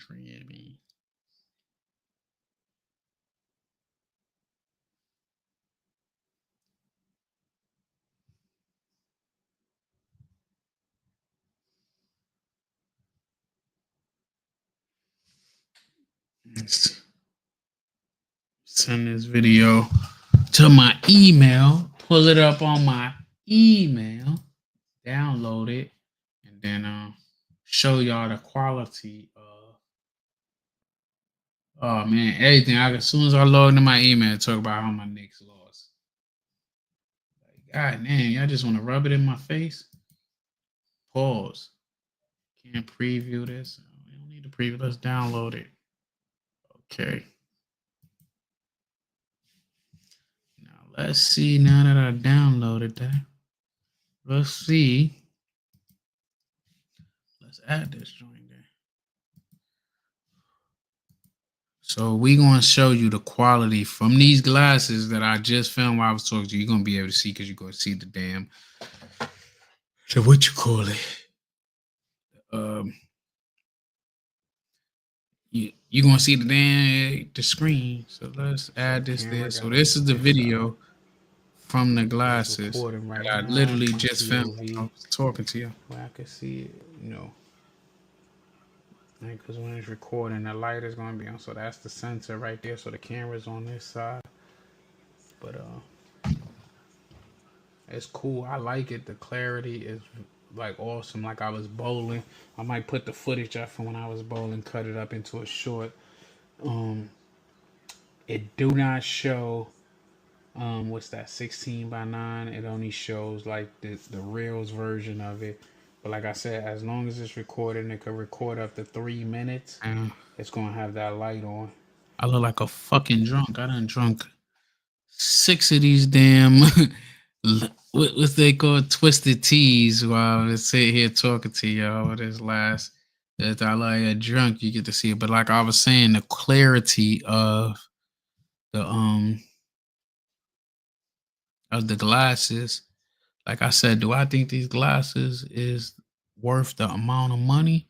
It's on you. If you can afford it, go have fun. But then I gotta say, like I went to go buy some cologne the other day, and I went where I already know the prices is already at a discount because I mean you see the background from the glasses, you could tell like I'm pretty sure your YouTube detective's gonna see that I'm in the military. If you've been on my channel, you can see I'm in I'm in the military, but so the camera got to be on this side. I'm a Knicks fan. You see my keyboard's a Knicks. Right now, Knicks keyboard. POV, where I can see it, because when it's recording, the light is going to be on. So that's the sensor right there. So the camera's on this side. But it's cool. I like it. The clarity is like awesome. Like I was bowling. I might put the footage up from when I was bowling, cut it up into a short. It do not show what's that, 16:9. It only shows like the Reels version of it. But like I said, as long as it's recording, it can record up to 3 minutes. It's gonna have that light on. Yeah, like I said, I feel that for the price, it's not bad. Like I don't know what y'all think about the glasses. I like them though. Like I am kind of glad that I did get the matte back version and not the like you touch it, you can turn them up like this. Like right now, here my ears going up. If you want to turn down, you go the opposite way. They do got the tap. You're gonna tap if you want to hear certain shit. I'm bugging. Oh, that's from March. I can't. Oh yeah, that's it. I thought that was some schoolwork shit. I'm looking at email, but like I said, it's cool. You know what I mean? Is it worth $400? What I said, I paid $457 for it. Is it worth almost $500 for the glasses? That's on you. If your pockets can afford it, spoil yourself. I paid the extra because, like I said, I wanted to transition, and I wanted the model that fit my face. Like they probably look like I got a face that I need. I like even my regular normal glasses is smaller, way smaller. Like these is humongous for me, but these are actually the smaller version of it. Like I didn't get the large version. I got the small version. And like I said, I like it. Like I was driving coming from New York, going back home, and I seen an accident, and I was able to just doop, and I filmed it on some, like, oh wow, this is what traffic was held up for, but not no,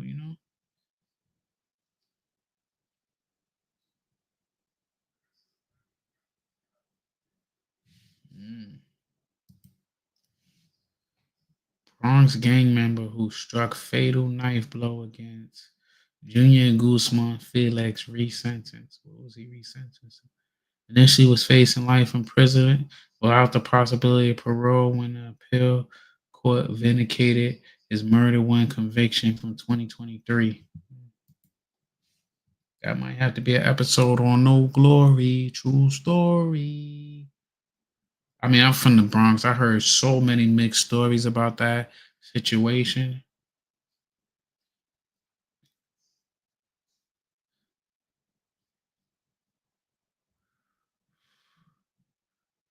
Damn, they did that little boy dirty. How much time did they get this motherfucker? It is undisputable the results, which was 4.5 inches deep, jugular veins, so that document. A jury convicted, blah, blah, blah, blah, blah, blah, blah, blah, blah. In 2019, he said he didn't do it. He had killed in Pennsylvania. He didn't. He didn't even say what the fuck he was in. So now I gotta look his name up and pull out. We're gonna do a show on that.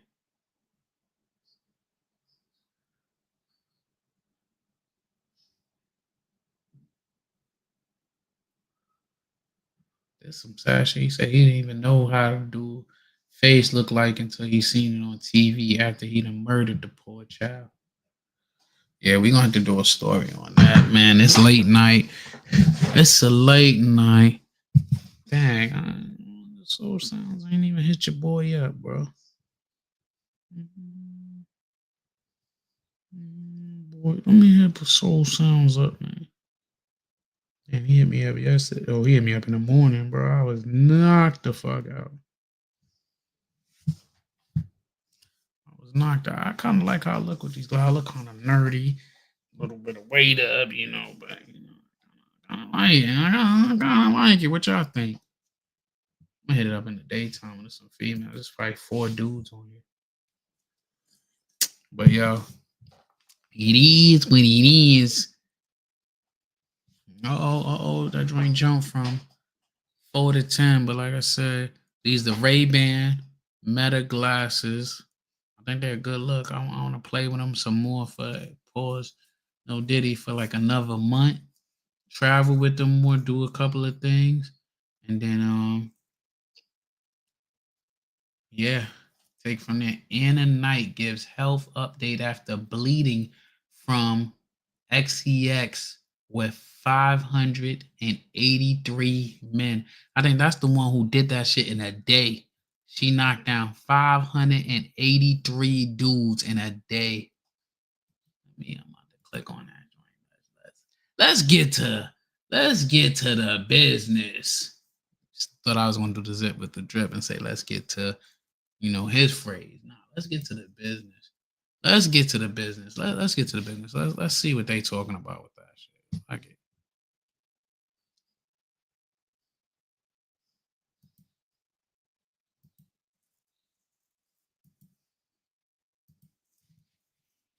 Let's get to the business with that. We're going to have to add this stream and read this article. It's 5 of y'all on there. That's enough people that we could talk about a topic. Let's get to the business.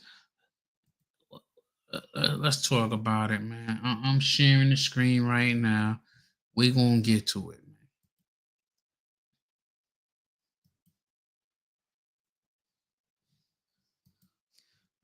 man. Okay. Let's say her name. Annie Knight gives health update after bleeding from XEX with 583 men. Y'all see it. I should have been full screen. We have to do this again where I'm gonna go tomorrow full screen. We could really read into this shit. Let's I ain't even got to read it to you. Annie Knight gives health update after bleeding from sex with 583 men.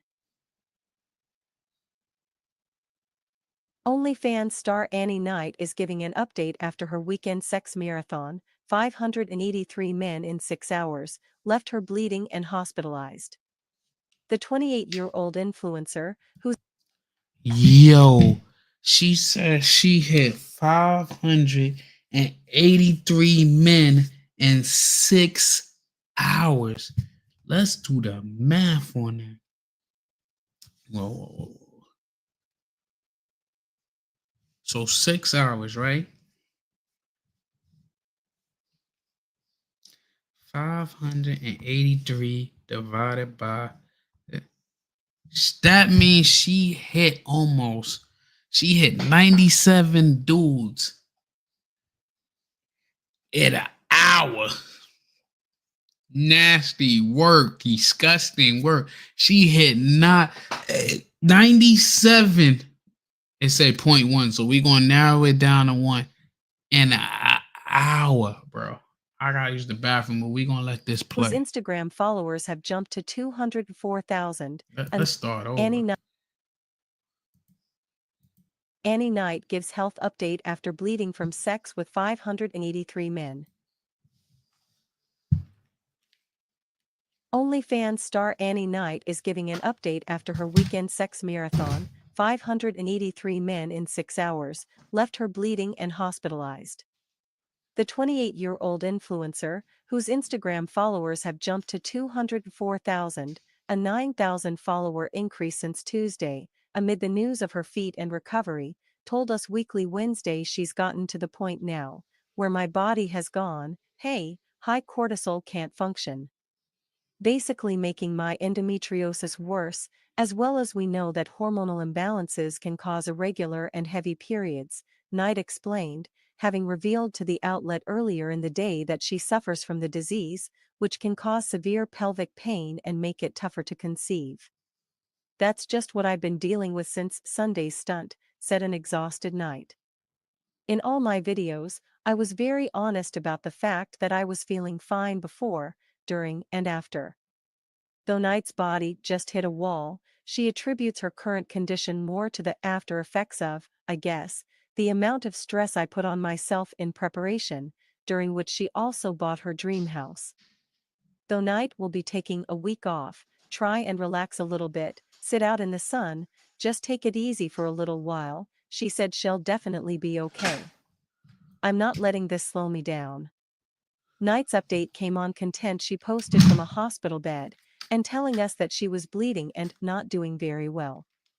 Knight had previously told the outlet that though she was a little bit worried about betting 583 in 6 hours, because the most I've done before was 24 in a day, she was ultimately shocked by how easy it was. The fear of injections and their side effects keeps some people. I ain't gonna listen to those ads, but that shit is wild. 500.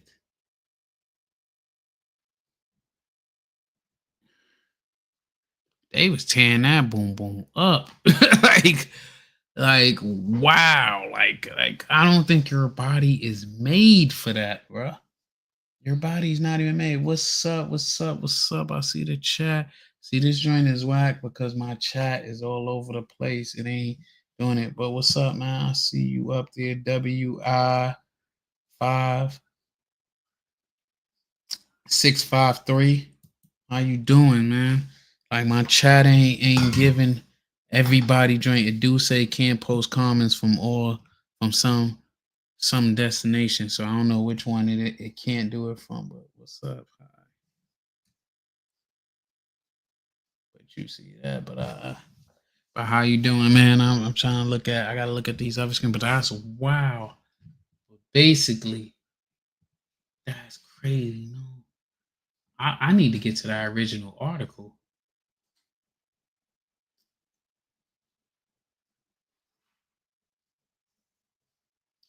Man, she posted her content because I went to the bathroom just now, so I ain't really get the story. I'm gonna keep it a buck because I'm gonna do it over again. This is gonna go on my list. that you're gonna hear me and Talk to Him TV or Soul Sounds talk about tomorrow evening. But that's crazy. That is crazy, dude. Where's the original article at?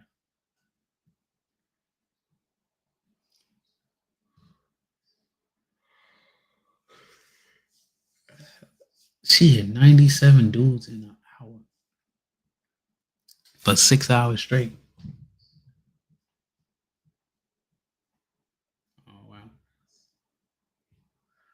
Hold on, let me see something.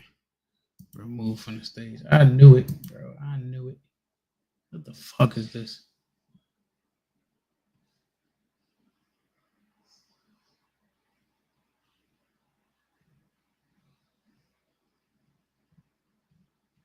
Did they just clickbait me?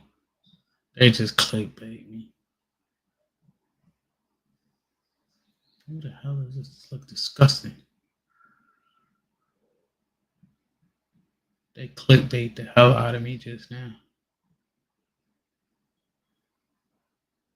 I'm glad I took it off the screen because they just clickbait the hell out of me.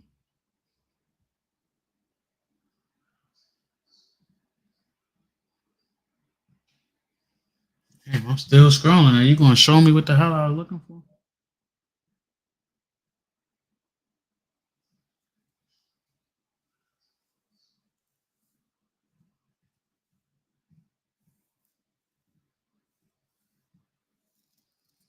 Not a black face in sight. Oh, there go one. As soon as I said that, Denzel Washington power. I'm on Denzel Washington. Like, it had to be 37 years. I'm about to say, damn, I would have thought it was longer than that. I feel like his son look older than 37.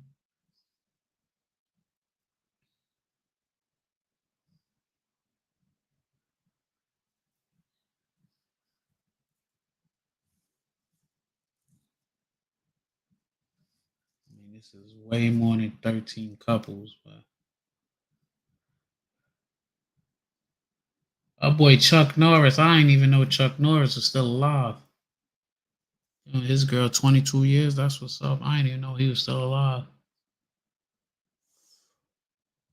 They still clickbait me. I'm trying. I seen one thing, but we about to get into some bad guy. Them motherfuckers, they clickbait. Okay, it is what it is, man. And they clickbait because the shit don't even go with what they said.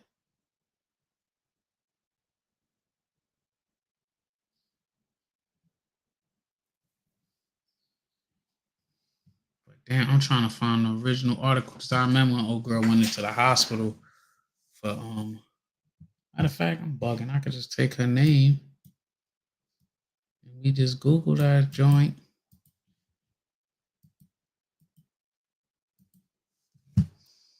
Just Google that joint.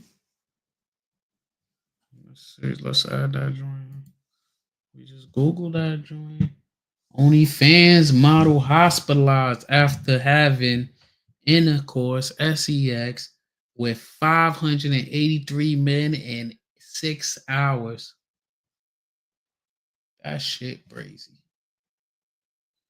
US Weekly. I ain't going to actually have it, so you know, X be on that shit, boy. She got rushed to the hospital. God damn.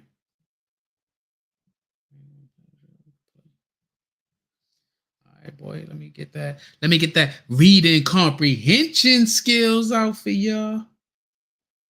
OnlyFans star. What makes you a star? Why, when it comes to like corn and stuff like that, everybody's automatically a star? They just don't be like actors or actress. They're like a star at that bullshit. OnlyFans star rushed to hospital after 583 man XEX stunt. The 27-year-old dubbed Australian most sexual active woman has ended up in the hospital after sleeping with 583 men in a single day, revealing her body had enough. So her body literally gave out on her. Annie Knight hospitalized on Wednesday after suffering from excessive bleeding and alarming symptoms of endometriosis a disease in which tissue similar to the lining of the uterus grows outside. It causes severe pelvic pain, infertility issue. They done knocked her ass inside out.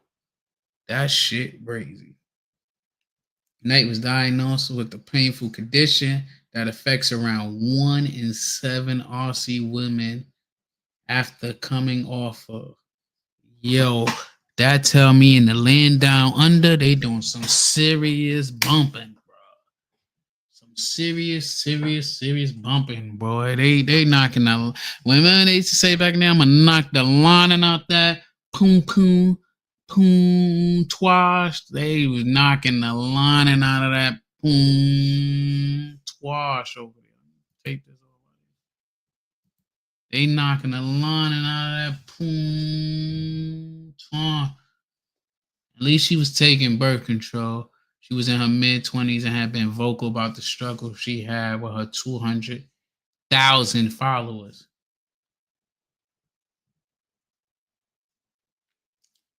Being hospitalized after taking five. So that's crazy. She did 583 in one day, right? Imagine her body count probably double that. Because imagine when she was, how old is she? Imagine when she was hitting on her, just going through the time. She 20 what? 20 something. She 27. And she almost hit a stack in a day. So imagine she was doing on some other days, bro. Probably was hitting about 10, and that's low. Going from almost 583, almost 600 in a day. Bro, they done knocked the lining out of her, bro. I don't even want to read the whole story. That's crazy. They hear that. The former marketing, damn, you know they don't pay shit. She went from marketing to popping that thing, bro. Look at me, still going in this goddamn box to get these twisted teeth. She was a marketing executive turned OnlyFans Matu. Hi, I'm from London and it's 8 a.m. and I'm getting ready for mass and white Boston blood. Oh boy, it's out of pocket 1090 steak. Yo, that 1090 steak joint is hilarious. Hilarious. You know, well, he do look like he had a 1090 steaks the way he tan them joints up. He got fat as fuck. He look like Bobby Hill, bro. He looks like Bobby Hill. But let's get back to this OnlyFans Matu, as they say, performer, lady of the night, lady of the internet. That's what you call her, internet actress, mattress actress. That sound right. Mattress act, but she probably was standing up taking that joint. I don't think she did it all on her back, but okay. She was a marketing executive before she was a mattress actress and had been forced to take as many as 6 months off of work due to horrific symptoms she suffered. Oh, so I guess the OnlyFans actress mattress is a part-time job, and during the day she's executive, and at night it's crazy. But it's talk about including cramping, heavy bleeding, bloating, and even the inability to go to the bathroom. That shit sounds disgusting. Nasty work. Nasty work. But recently, her issues has worsened as the adult star visited the emergency room department for the second time in the past month, just days after filming a video with 583 men. Nasty work, bro. 583 men. I got my menstrual, that time of the month before the big challenge. This is a challenge. I guess it is a challenge you're putting your body through. No talent is involved in taking down 583 things. But I have an ID fitted so that the bleeding was very light. And the Gold Coast Boys Storm, the Corn Star, told the news. We make people famous for shit like this, for taking down 583 swangs, the mattress actress. After the challenge, as she called it, taking down 583 things, I felt fine, but a couple of days later, I started getting really bad cramps, and my period became very heavy. I started to become concerned that something wasn't going right and went to the hospital to say. Knight said that the medics was aware of her recent stunt and was worried about her physical toll that it has taken on her body. They knocked the lining out that ass. That's what happened. She knocked down 583 dudes, and they literally knocked the lining out her ass. Well, not her ass, but you know, the poutouage. And now her body is going brazy because it can't handle getting knocked down.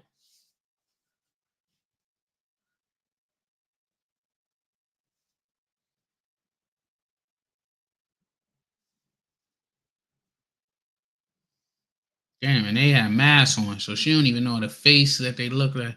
I was knocking it down like, that shit's crazy, but go back. That shit crazy. She probably got a boyfriend too. Young French women are having tons of S. Before I go, why not?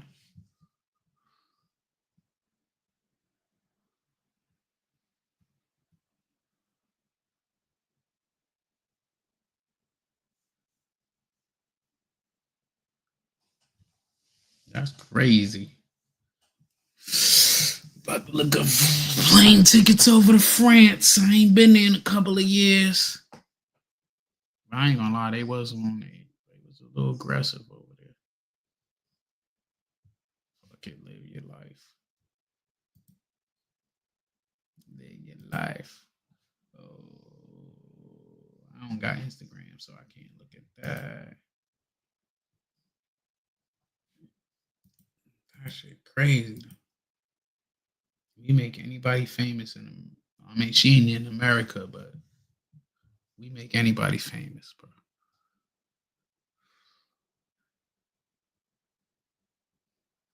$5 days ago, this ain't even that long ago. This wasn't even that long ago.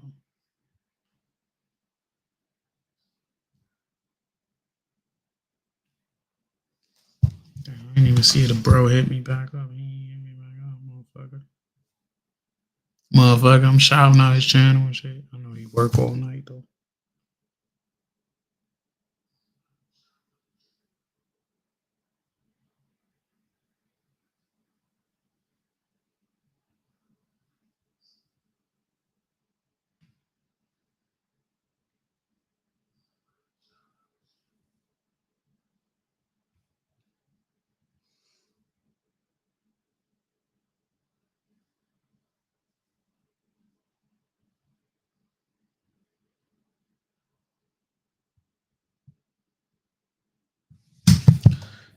Live my life. And I gotta get up in the morning and hit the gym. I clean up my garage, so I kind of.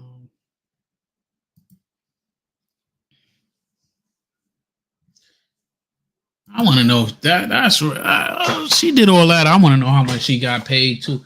How much did Annie Knight get paid? She tell us that since launching her OnlyFans, she pulled in a cold 6 million ADUs.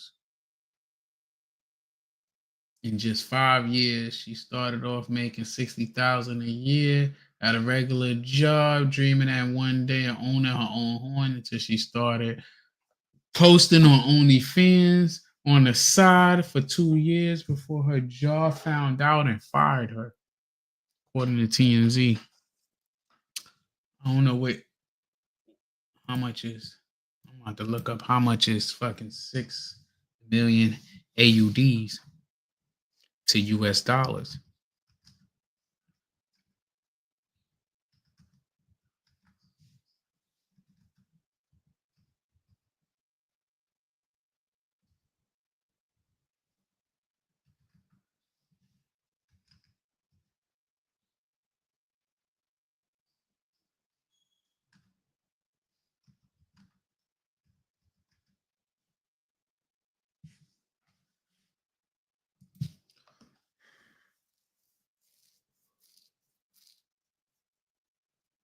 $3 million.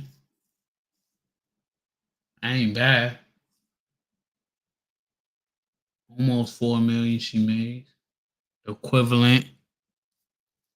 I don't know if y'all could see that in a small screen, but 3,846,075. So almost 4 million she made off of OnlyFans.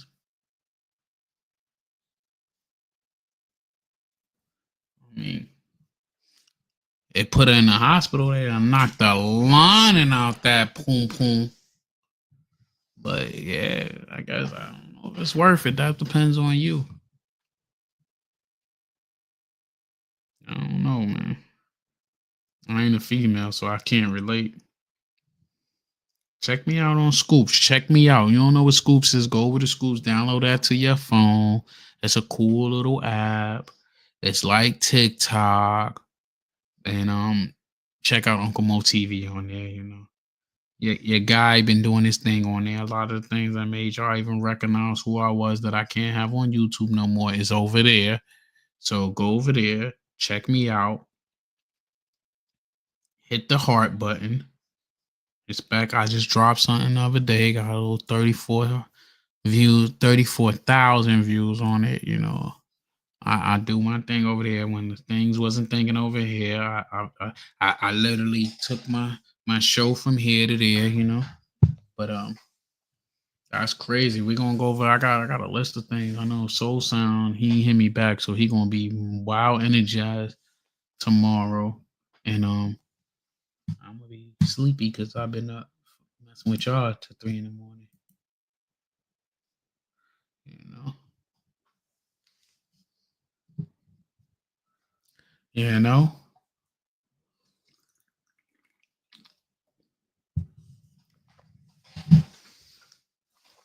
But shout out to London. I'm gonna go off to London and see what that is, man. As soon as I get a babysitter, me and my partner in crime, we're gonna go out there and see what it do. We're gonna see what it do and make it do what it do. You know? It's about time to have fun.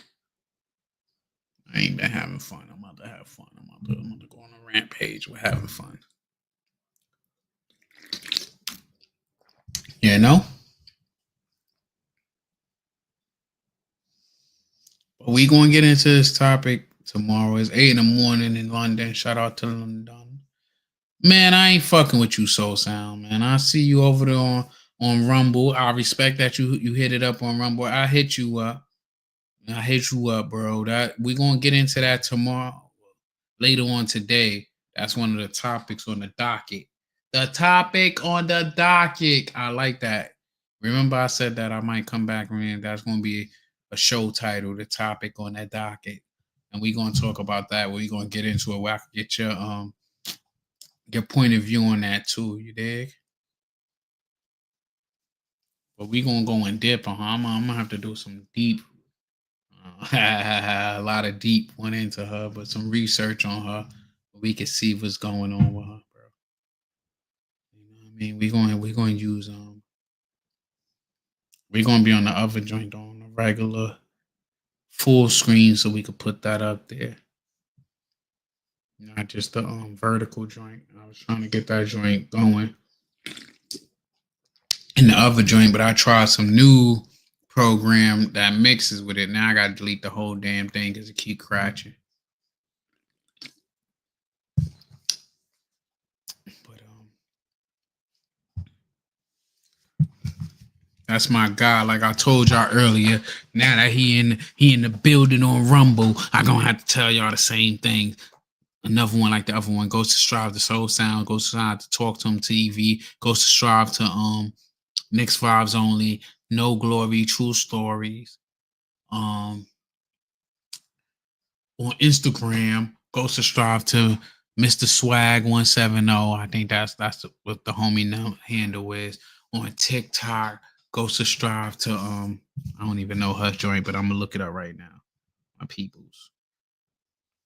The only person I'm subscribed to on TikTok. I might just subscribe to like 2 people. Oh, I'm subscribed to Love Dorsey on TikTok too. Let me see what's that shit. Friend. Why I got friends that people that I ain't even subscribed to on here? Like, what the fuck? Go subscribe to Tab Talks. TABTOKKS on TikToks. She be spitting a lot of like inspiration shit.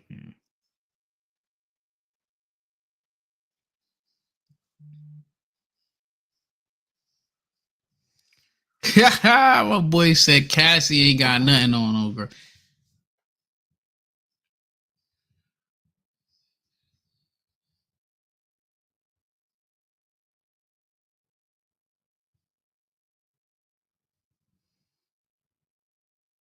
Bro, like I'm texting you now, but she did 583 bodies in 6 hours, bro. She, you know, Cassie don't got nothing on her, but we gonna get to that too. We gonna get to talking about the Cassie and Diddy, because we did the whole Diddy joint when we talked about the when he put hands on her. So we gonna have to talk about what this trial is talking about. We gonna make it do what it do too on that note too. And we gonna react when we do that, just to give y'all a preview to, you know what I mean, how we handle that scandal and handle that candle. We gonna respond to the different YouTubers and mainstream legacy media, how they reporting on it.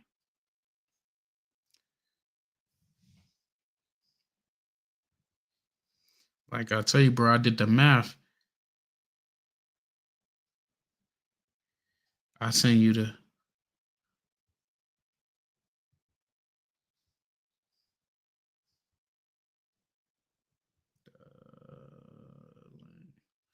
hold on, I was about to log off, but I'm getting the homeboy about to pull up one time.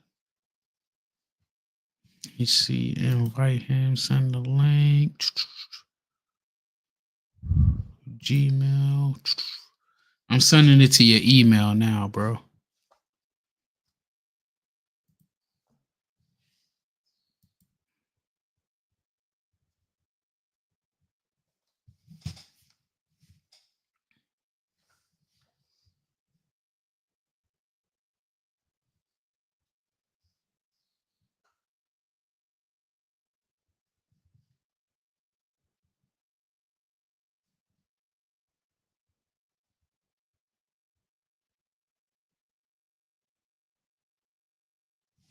I just send you the link, bro. I send it to your email.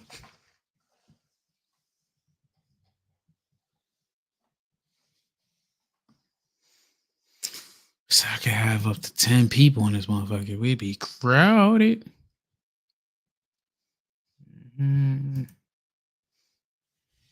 But yeah, man. My boy about to come up here. Soul Sounds, man. Shout out to Rumble. I need to check my Rumble analytics while I'm on here. I got a whole. Oh, shout out to Rumble. Yeah. I ain't show y'all no love in a minute, but I see y'all showing me love. You know what I'm saying? Fucking with your boy on the late night over there on Rumble, you know? I feel you. But like I said, Soul Sounds, I send you the link to your email.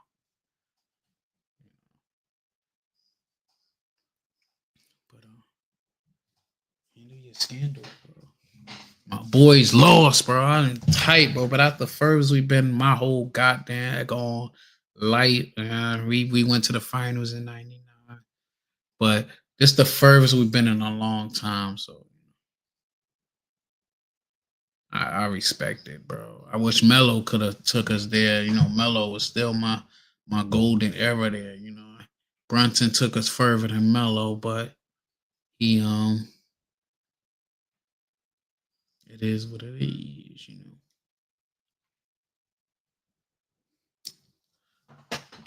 But I mean, I feel like with another whole 4-year training camp, make a couple of tweaks. I feel we need to keep DeLon right. know y'all like this boy done went from old girl getting knocked down for 80,000 bodies to basketball, but DeLon Wright I would keep. Cameron Payne, I don't know. I like him when he a pest. I can't complain about us keeping him or not keeping him because he's a guy veteran minimum, so it ain't hurting nobody. Who else? We gotta let the rookies play, man. Y'all drafted them, giving them a chance. I think Dottie to be all right. Oh boy, we need the bench, bro. We the only team that act like the bench don't exist. Of course, this dude. We need some wings off the bench. That's what we need. Some wings. We need people on the bench that's gonna be like a goddamn. Oh yes, the guy that don't need no introduction when it come to Uncle Mo TV, Mr. Soul Sound. What's good? What's good? Good with your brother, man. I see you on break. Yeah, on a long break. Bro, I don't know if you seen. I did the joint what you said with the glasses. I meant to send it to your phone because today was Paris prom, so I was running around with that, and the weather was ridiculous out here. We had rain, hell, all like within like 5 minutes. It went from like sunny to all hell broke loose. Yeah. They say when it rains, people get wet. So stay dry. Yeah. And I ain't gonna lie, bro. Like the next town hall, whatever they have with the Border Edge out here, I'm going there and I'm going off. My property taxes went crazy. Paris about to have one of the worst graduations, prom. They ain't got no senior trip. The prom, I paid all this money, right? For her prom. This shit was in the goddamn in the gym at her school. And that ain't even the crazy part. Her graduation Monday, right? They don't even got cap and gowns. So what's the hold up on that? They didn't even say nothing to the parents until Friday night. They shipped out an email. I'm like, all this time, they could have said something to us months ago, and we could have either the parents, let's say if it's a couple of kids who parents ain't got it, okay, the rest of us could have put up for them, we could have did fundraisers, we could have did all types of stuff that we could have, but our property taxes, when I say my property taxes went crazy, the casino they put here alone could fucking pay for these kids' graduation from now to fucking PhD, But what's good with you though? That's crazy, man. It's good to see you back up here. I've been bigging you up all night with your channels and shit. How we gonna get busy tomorrow? Yeah, it was interesting. You know what I mean? I looked at, I seen your text go across, and I looked down. I seen you was live. I'm like, okay, what we doing? So I tapped in and I heard a little bit about the OnlyFans model that trying to break the Guinness World Records. And yeah, all that. see, that's why I need you up here because you tapped into that. I forgot that. I remember I heard the story where she said it was something like that. But yeah, now you just rejogged my memory. She was going for a record, and near dude knocked the lining out her ass. So it was the DP situation. Yeah, she had internal bleeding and all that, where she had to go to the emergency room because they done beat it up too bad. Yeah, that's that. She bugging with that. So now you can't even use that content because you done turned it into a crime scene. You know what I'm saying? Yeah, they turned it into a crime scene. They done murdered the poom poom. I mean, like, how did you even find all these participants? That's what I want to know. Ask her. I mean, they probably put an ad out. That's the only way I could see you could find all that. She's did she do interviews? That's what you're saying? She did interviews? It might have been customers, like a customer is like, hey, look, I'm gonna be here this time. Come through. So let this be a lesson to females out there. Never push your limits until you know where the line is, because that is ridiculous, man. Is it worth it? At the end of the day, is it worth it? Bro, you got to think of that. She done took miles of meat, bro. Miles, because you go by inches. Yo, no, hold on. This has got to be an exaggerated number, man. Nah, that's just a real number, bro. Because I remember when the story came out before. 6 hours. That I did the math. That's 97.1 joints she did in an hour. Imagine I want to. No Diddy. What's the average size, right? I mean, it's going to come up with about 5 as an average. I think it's lower than that shit. Bro. I ain't gonna lie. I ain't even trying to be funny. I think it's lower than that shit. I don't know if you seen when I put the video up of how it would look through the glasses. Nah, I ain't see that. I did that probably right before I went into the story. What's the average male? Last I seen was like a commercial. And then, because I'm up here, I'm watching, I'm like, what this got to do with? Oh, I did that first. That was like the first, because I've been on for 2 hours and 10. That was like the first 30 minutes. Damn. Yeah, you was rocking. Right. I mean, you was right. You was about right. Kinda. Let me see what it say when I Googled it. The average erect blank size varies slightly depending on the study, but according to a 2015 review, the average length is 5.17 with a circumference of 4.59.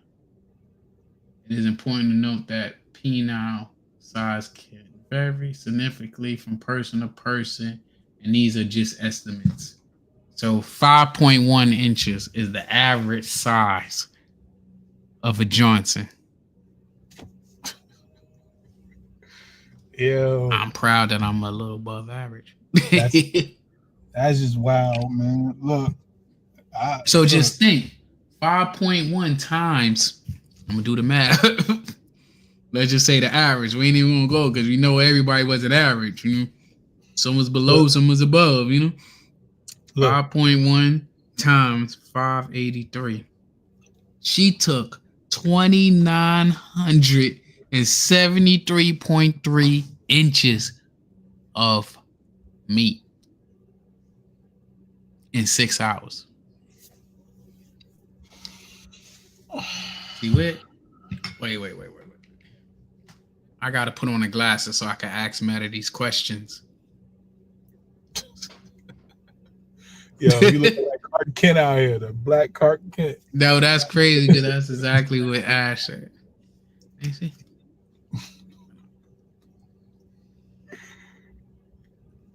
Hey, Meta.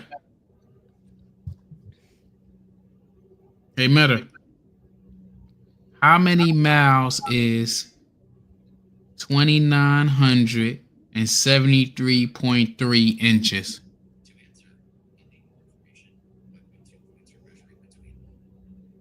I'm measuring the average size of a erect penis.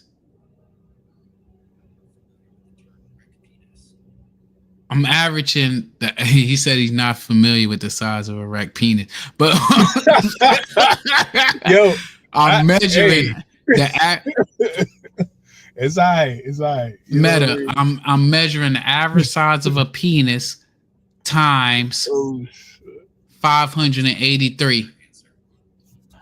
This is crazy. Human anatomy.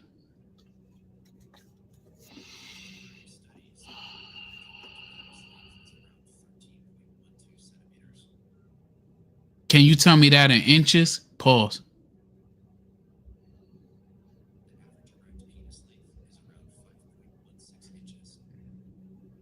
Can you times that by 583?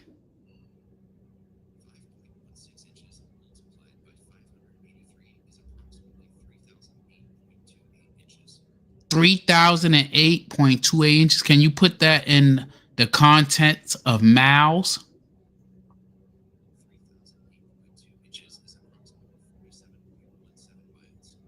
Thank you. He said it's 47.1 miles, bro, of cock that she took. Damn, that sounds like a. What did I see? 47.1. Can you hear that? 47.1 miles of cock, bro. That's crazy. So when you say, you know how far 47 miles is, bro? That's like an hour and a half of driving. Damn, nah, bro, not the way I drive. That's about 15 minutes the way I drive. I'm going. About fucking 40 minutes drunken with me, bro. Man. But just imagine that. Just think of the length, though, not how fast you get there. Just think of how far away that is. And that's in meat, bro, that she took inside of her. I mean, she look, if she would just cut it down to 250 as a tryout, you know, so to speak, she might have had a shot at, you know what I'm saying, companies reaching out to her, you know, wanting her to star in the, because it sounds like that's the career she's going for. So she in OnlyFans, she made $3 million, almost $4 million from OnlyFans, bro.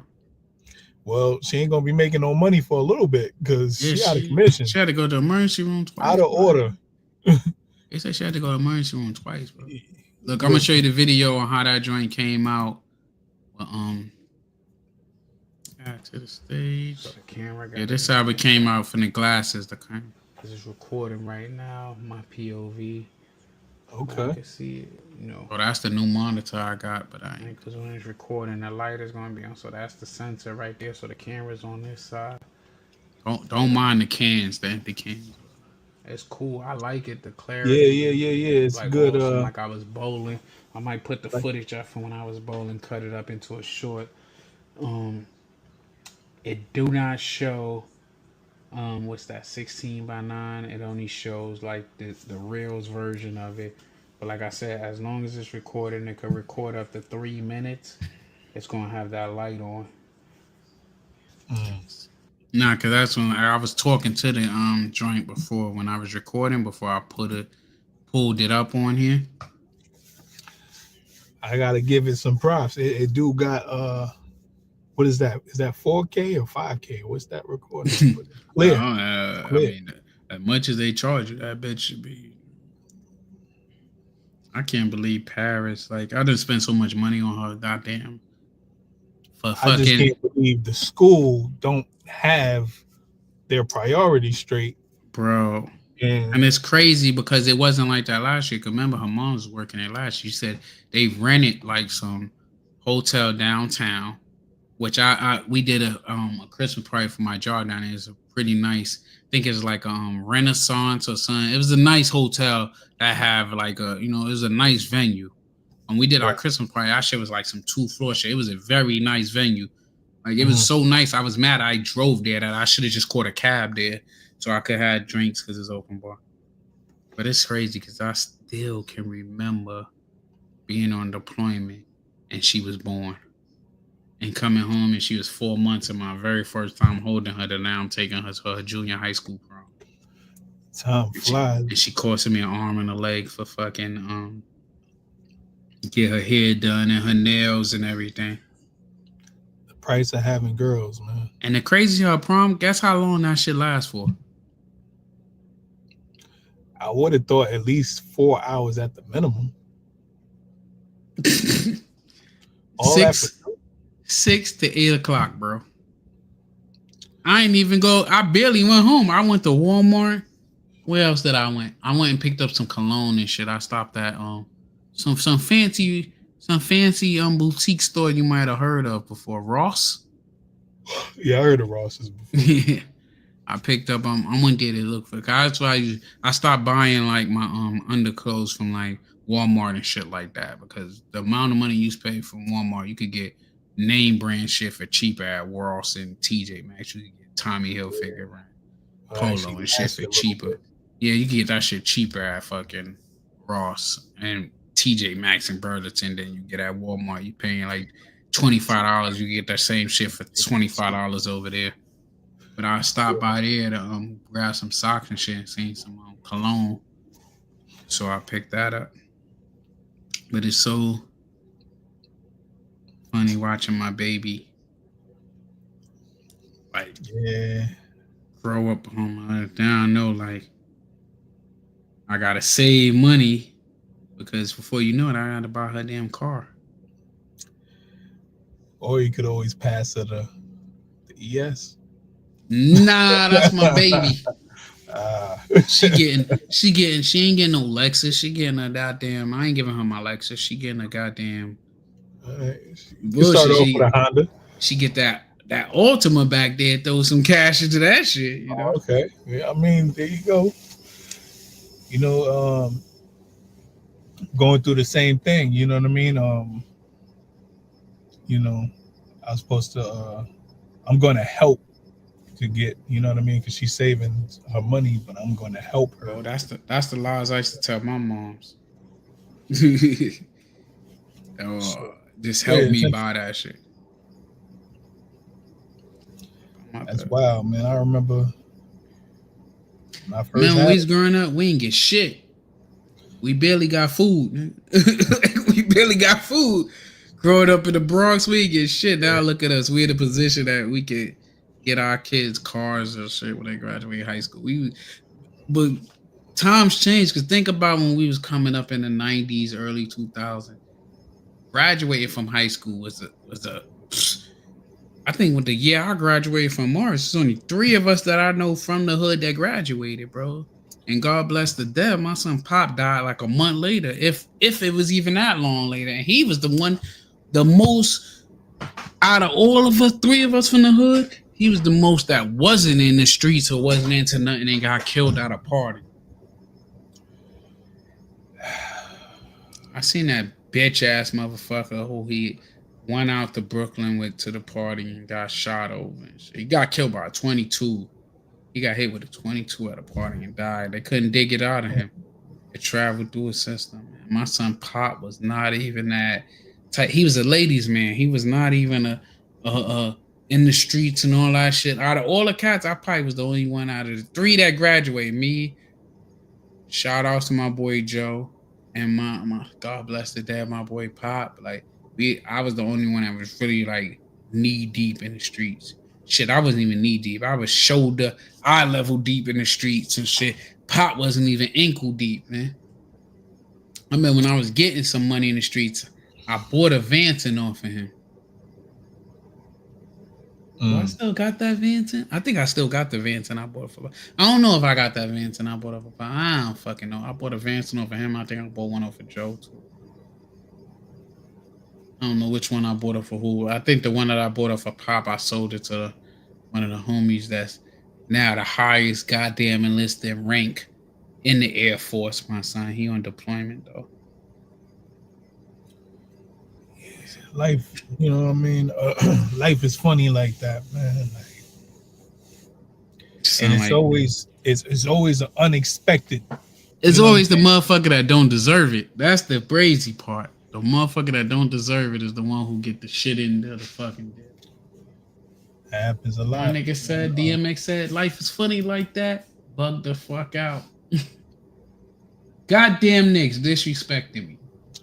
Yeah, I heard I started watching that shit, bro. That shit pissed me off, bro.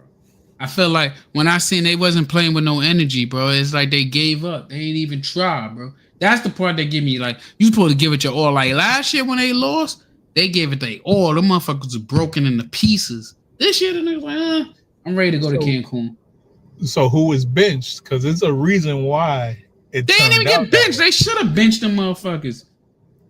Bro, first of all, the mindset of Jalen Brunson, we gonna have to talk about that on Knicks Vibes Only. I don't even know if Uncle Mo TV is ready for that type of conversation. But the mindset that they had, bro, is like last year, my boy was his coming out party. You dig what I'm saying? This year, he was just too into it. Like it's like he already know it's his team. You know what I mean?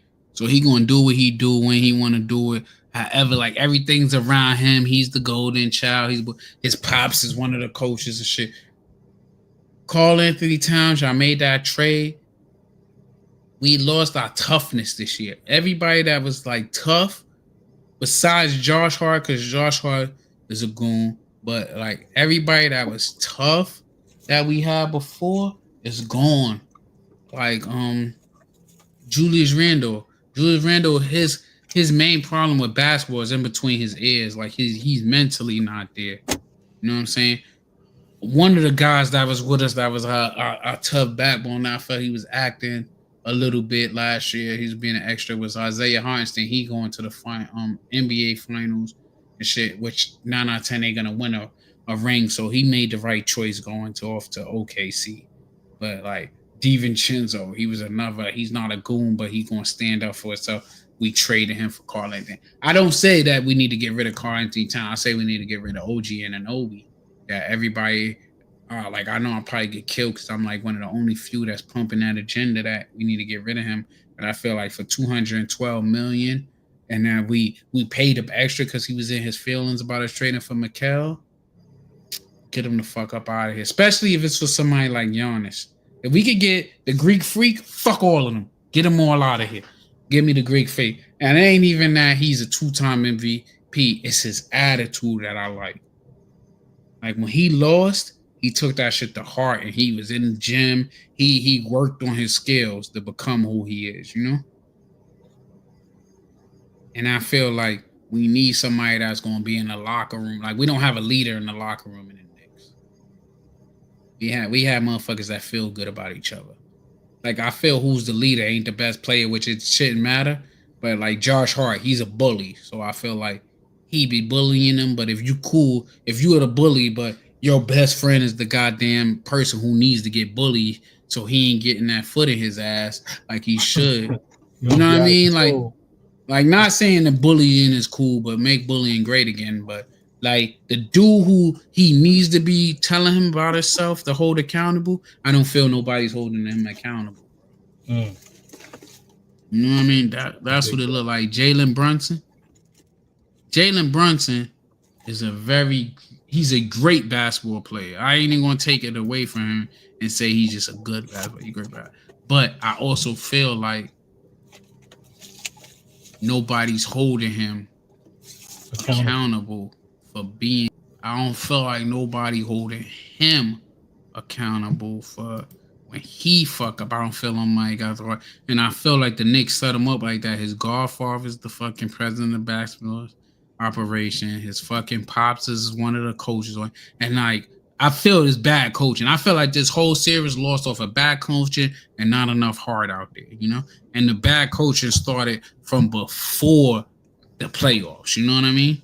But if you fire this coach, you then gotta get rid of the star player because everything is built around him. You know. Yo, that is wild. Like I said, you know what I mean? I didn't even watch it. I know they just didn't come out with no energy, bro. Like it wasn't the urge. Like last game, they came out on some like, yo, we can't lose tonight. They ain't come out like it was like right there, man. Like they had a lot of instances where they was in striking distance and they just ain't put up a fight. Come on, your 2-star players. Neither one of them is one in their leading scorers, and the leading scorer was only fucking 24 points. That's piss poor performance. You think Kobe would have let that shit happen? Jordan would have let that shit happen? LeBron bitch ass would have let that shit happen? Never, bro. Never. 1090 Jake fat ass, he would have let that happen. Yeah, what was this? I missed that, so I will have to go back. My boy, we could run it back what you want here, bro. 1090 Jake's a bitch, bro. I stopped fucking with him when I seen like a couple of little things he was doing that I'm like, yo, he been doing a lot of bitch ass shit, bro. Let me go to my history. He was doing a lot of sucker shit for a minute, bro. Like a minute, and then I ain't gonna lie, what did it for me with him was when the shit happened with the little boys, and I told you like I ain't never touch on that shit because I just felt like those are kids that we shouldn't be touching on it. But he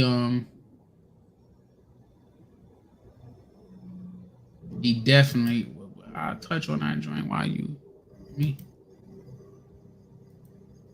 He was talking about Larry Hoover, you know.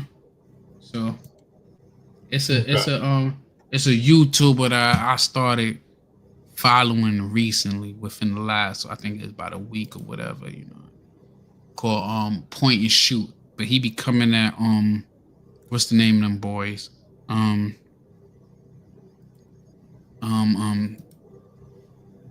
God damn it, I'm fucking it up, and it's on tip of my tongue. Goddamn, Adam 22 in them. You know what I mean? He should be funny. Like, I don't like, what's that nigga Flacco? I feel like Flacco's a fucking clown. Flacco talked real tough, and he's built like a rotisserie chicken, bro. But I'm gonna pull it up so you can see. True. Well, Poetic Flacco, I like some of the journalism he's been doing, or should I say, the facts he's been pulling out as he's been talking about certain situations, reporting on them.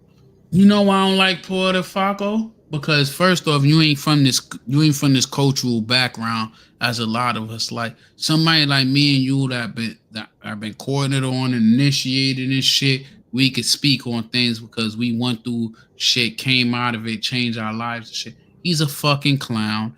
He talks on gangster shit that he ain't even part of, so you should leave that alone. And he works for the police, bro. He puts out information that you setting people up for indictments, you know? Like even the Big U situation, like that ain't even my side of the track, but certain shit you say, you putting it out there, you're like you building narratives to set people up to take away their freedom, bro. I didn't get to watch any of that. I'm gonna send you some links on that shit. And he buy Poom Poom. He buy Poom Poom, bro. Look at him, he stink. Like all types of shit about him is just disgusting. But look, this the shit. I mean, right, so for this buying video, Poom Poom isn't really huh? it ain't really something that's out of the ordinary. Yeah, fat fuck. Look, this where the boy gonna get in on him. This what that's what. That's about the most famous fake white Florida blood from Boston. 1096 because he's back in the fact news. he said it And like this time that, he's though. facing backlash for trying to quote unquote expose legendary Chicago gang leader Larry Hoover for being a rat. And this is really confusing because he just told creepy weirdo Vlad TV that he's not exposing snitches anymore and that he's done with that. Snitched or how does work? That's why I don't even, the snitching videos is over with. Like I said, if And so one that was person obviously a lie, which is not surprising because Jake is a well-documented liar and storyteller and fraud. But I did want to talk about this new video that he made because it's so stupid. It's just a huge nothing burger. And it's obvious that he only put this video out because Larry Hoover has been in the news lately for getting pardoned by Donald J. Trump. And so this is a huge clout chase. And the documentation Jake uses is newspaper articles. It's not paperwork. I never knew you could get paperwork that goes this far back, but this is a documented shooting that took place. And you know, I have the news clippings in this video. Y'all can see it. Y'all can look it up for yourselves. It ain't a secret. It's been out for fucking 57 years. So this 57-year-old newspaper clipping is the basis for Jake's expose. This is just newspaper. I ain't gonna hold you though. Them boys had the worst hairstyles ever. That boy had a conch. That boy had a conch. Yo, that is wild though. That boy had a conch. Paper article, and it's quoting the police. It's not even there's no narrative that's signed. It's not an affidavit. It's not a witness statement. This is a newspaper article. And the newspaper article basically says that Larry Hoover got shot by his rival gang members and he got hit in the legs and ended up telling on those people to the police from his hospital bed. Now, I do want everyone to understand that this is a newspaper article from the 1960s in Chicago, and it's the police that are being quoted. So this is all just the police telling the newspaper what they say Larry Hoover said. There's You wanna no know what my problem is with this though? What's up? Why? All right. How the fuck you find a newspaper from 1960? That's what I'm trying to say. That's what I wanna Why know. all of a sudden, yo, how long he's been locked up? Like 53 years? Yeah, he been locked up since 1973.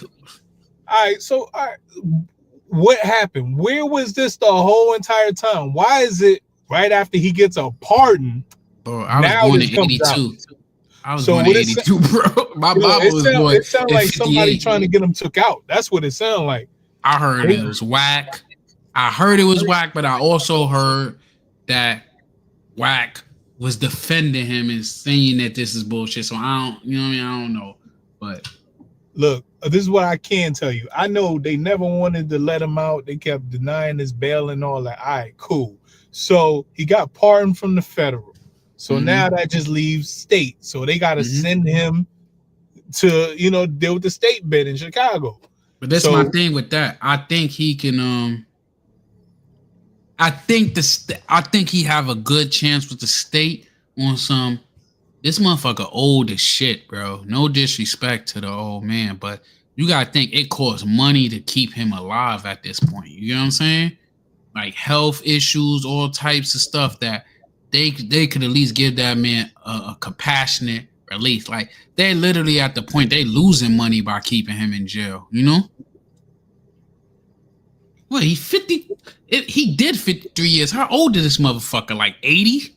75 at least. Yeah, so it's like, let that man come home, bro. He ain't a danger to nobody, bro. He damn near depends, man. The danger is y'all done kept that boy locked in a goddamn cage all this time because he ain't even have human contact in ADX, you know? Let that man enjoy his final hours, you know? I'm just looking at it from this perspective. Why all of a sudden now, right after the pardon? So it sounds like I want to know who released this right here, bro. First of all, whoever did that, I want to know who found this shit, bro. You had to go to the library and use microfiche and microfilm, bro. They not uploading shit from they not uploading shit from the 90s, let alone the 60s on these shits. That's why I'm like, hey, bugging. And like he said, this ain't court document. This is newspaper. Newspaper can say anything, bro. Especially back then. We know that's a propaganda machine. And that haircut, bro. They could have gave that boy a better haircut. Yo, it sounded like he had a wild night. That boy got a loose curl. Yeah, you could tell he was fighting. And then they said they went back to when he was in high school. This is before GD. Isn't that something? No bullshit. This is before GD. This ain't even when he started gangster. They saying this is when he was Supreme Gangsters. You know that's how GD came together. It was BD and Supreme Gangsters came together to put. They took the D from Disciple and the G from Gang because they was about to be Black P Stone that a lot of cats don't know about, you know. But he wound up taking his squad over to what you call it, because if he'd have went to Black P Stone with his Drake, for my knowledge or what I know, I could be wrong, he would have just been a part of Black P Stone and 9 out of 10 with a whole, because they said Jeff Ford was his mentor and shit. But what they had their own thing, their own identity, you know. But let's hear him out, right? So we can see why he said, you know. It's just a bunch of nonsense. You know, the police in Chicago in the 60s was one of the biggest criminal organizations in America.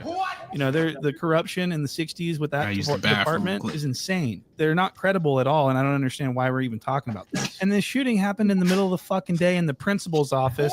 There were witnesses everywhere. There were multiple bystanders that got hit. There were people telling people stuff all over the place. They picked the guys up minutes after they shot. These guys did not get arrested because of Larry Hoover. The cops are trying to put this on Larry Hoover to try to make him out as a snitch, I think. This is what happened, because it just doesn't make sense that they've got these guys in custody minutes after, and then they go to the newspaper and try and attribute these arrests to like what Larry Hoover told them. Did Larry Hoover take the stand, by the way? Do we have anything that actually, I mean, is there any proof that Larry even said any of this, or are we just going off the cops' words? Because I think it needs to go a little bit further than that if we're going to be labeling someone like Larry Hoover a snitch. Okay, that's crazy. So 1090 Jake puts this video out and people are not happy about it. He's all over the blogs. People are reminding him that he is one of the most famous snitches in the world. And it's just not really going very well for him. His video flopped. It only got 150,000 in the first day. So the video is not performing well. It's not lucrative at all. And it's just so funny because he's put himself in a lot of danger for a lot, not a lot of money. And as we all know, Jake has publicly stated that he only does that. He only exposes snitches in the interest of gaining money so that he can support his new relationship. And that's true. And so I want to play you this clip of 1090 Jake explaining that I don't care about any of this shit. I only really expose snitches because I need money. Look at this fat bitch. He said his video only did 150,000. I'm like, you can see a band off of that. Look. I was like, that's good money, bro. That's good money. Run it up. We only at 383 right now. Run it up. But I mean, for him to have, I think he over $1 million though, you know? And it's crazy because wasn't we just talking about it with the homies about how he ain't homie no more? Yeah. He gonna touch on that shit too. I think people get it confused and they think that I genuinely give a fuck. I don't care. You're just YouTube making content. pays me, bro. Yeah. This is your gig. If I wasn't making money off of this shit, I wouldn't give a fuck. For sure. So he does this all for money. It's only in the interest of money. And I want to play some more of this. This is really interesting. This is where it gets really. He's a YouTuber. That's how that works. But that's my thing though. Like I ain't gonna front and say I don't give a fuck about certain shit, bro. You give a fuck. That's why you doing the content. Whether you getting paid, that just add to why you giving a fuck because you picking about what you give a fuck about on why you doing the content on this shit. Well, I ain't gonna lie, I don't give a fuck. You give a fuck, you fat fuck. And then he used to talk like he was in jail, like really putting it on.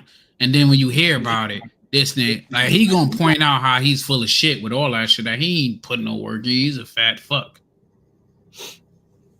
When Jake starts lying and then he starts contradicting himself mid-sentence almost. I mean, it's really bizarre. And I want to show you this. So this next clip is going to show Bootleg Kev sort of check 1090 Jake on the fact that he's like sort of destroying people's lives by labeling them a snitch. And he asks Jake how he feels about that. And Jake pretty much denies that these people's careers are affected by his videos. He's like, nobody cares about when I do a video on somebody. Nobody gives a fuck about what I say. I'm just doing what I do so I can get some money. Drop shit on people that have still maintained their career. Like Boston Richie was one of your famous ones, right? Yeah. Affected his career negatively. Like 6 days after that shit dropped, when I dropped that shit, he got signed for like $6 million. True. So who gives a fuck? Yeah. You know what I mean? And it's like people are still gonna have their opinion on that. Like, oh, he gave fake names, whatever. And I can show you what name was real and what name, you know, but it's like, who gives a fuck? So Jake says nobody gives a fuck.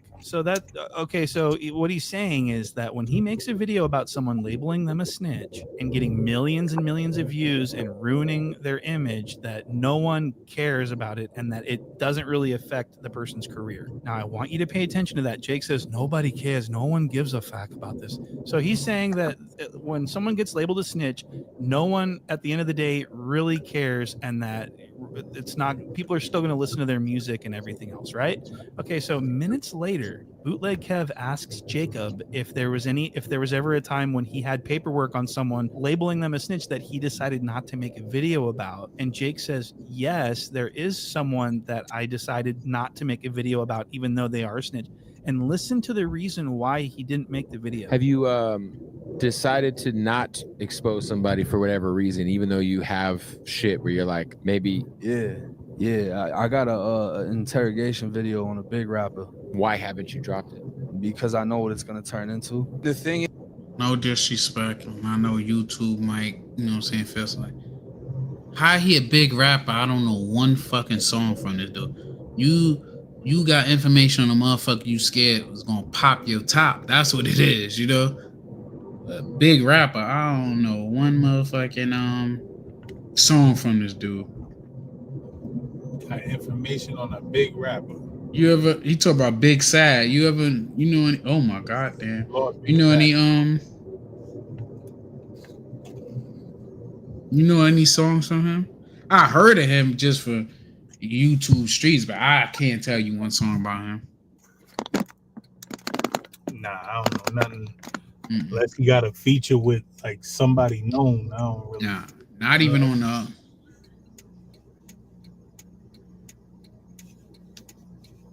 But yeah. Is I already know that who it is gonna You get scared they gonna passed, pop so on why him. do it? Yeah, why stir up some shit? Why stir up some shit that in a fucking 2 weeks nobody's gonna give a fuck about, and it's just gonna cause me more of a pain in the ass than anything. So I That's don't need the talking money real that bad. greasy on Facebook. What the Little fuck New did I Yorkers, just we say? big He's New having trouble Yorkers. keeping up with his life. Wherever we go. He just said that he doesn't mind putting the snitch label on people because at the end of the day, no one's gonna care about it. Shit, he got signed for like 6 million. True. So who gives a fuck? But it's like, who gives a fuck? But then he says that he didn't expose Big Sad for being a snitch because no one would care about it, and it wouldn't be worth it because no one will care about it. I already know that who it is gonna get a pass, so why do it? Why stir up some shit that in a fucking 2 weeks nobody's gonna give a fuck about? Then why are you exposing anyone at all? Why are you exposing Larry Hoover if no one cares about him? It's so stupid. So what the fuck is going on? And Bootleg kept sitting here like, yeah.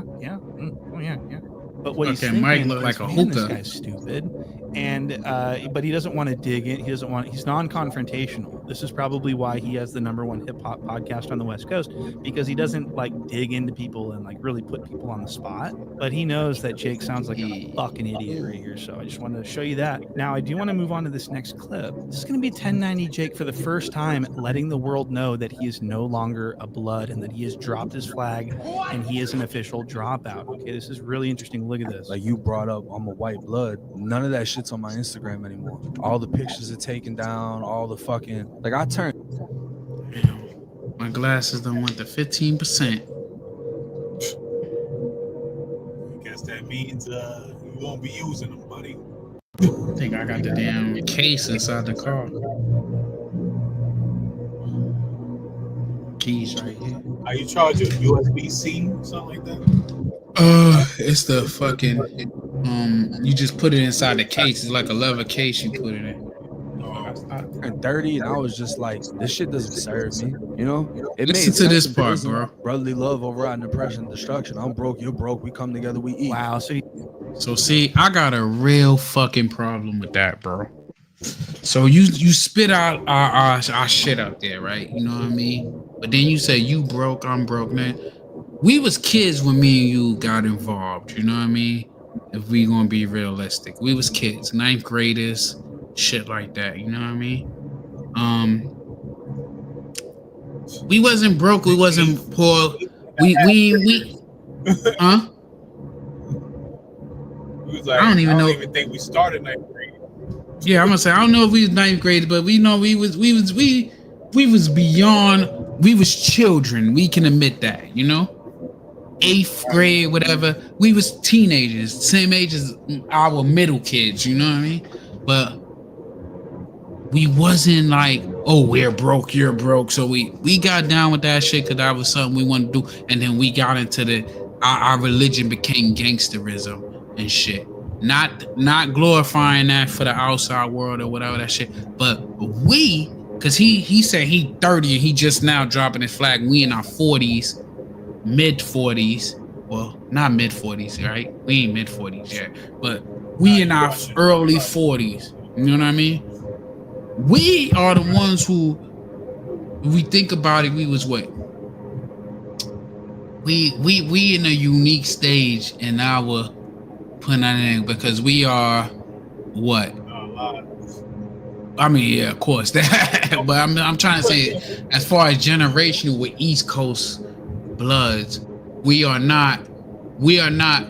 like second generation bloods, but first generation of the streets.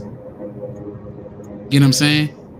The first generation, of course, is going to be the cows behind the wall who laid down the foundation. But as far as the streets, we are the first generation young bloods who laid it down. We laid that foundation and put it down to what it is, And to hear a fat fuck like this bastard that's on the screen talking about in jail, you got down for protection, bro. But when we got down, we was outnumbered. Yeah, it was a lot different when he probably got down after, you know, way after. Come on, for the time I hit Florida, that shit was way after, and I got dropped in. Yeah. You know what I'm saying? Cause let's think about it. The Latin Kings was not no slouches. They was the Queen de la Queen of this banging shit on the East Coast. Like they was the motherfuckers that was putting motherfuckers down, and we was outnumbered.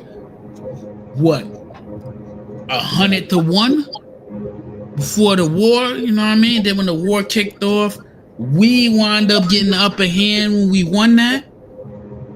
But before that, it was cool to say you was blood on the streets, but you go behind that wall, you had to perform because it wasn't cool. Anything that spoke Spanish was tearing your head off.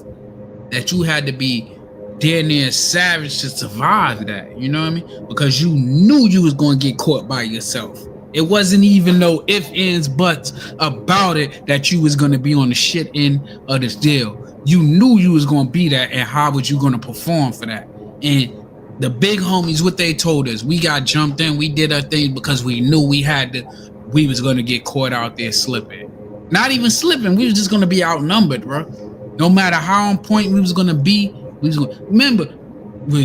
Thank God, and I'm glad you ain't had to go through that shit where you went through the island and all that shit. But when I went through the island, the main number one Latin King was a motherfucker called Pokemon. And I don't hear nobody talking about giving that motherfucker was giving the homies the blues, bro.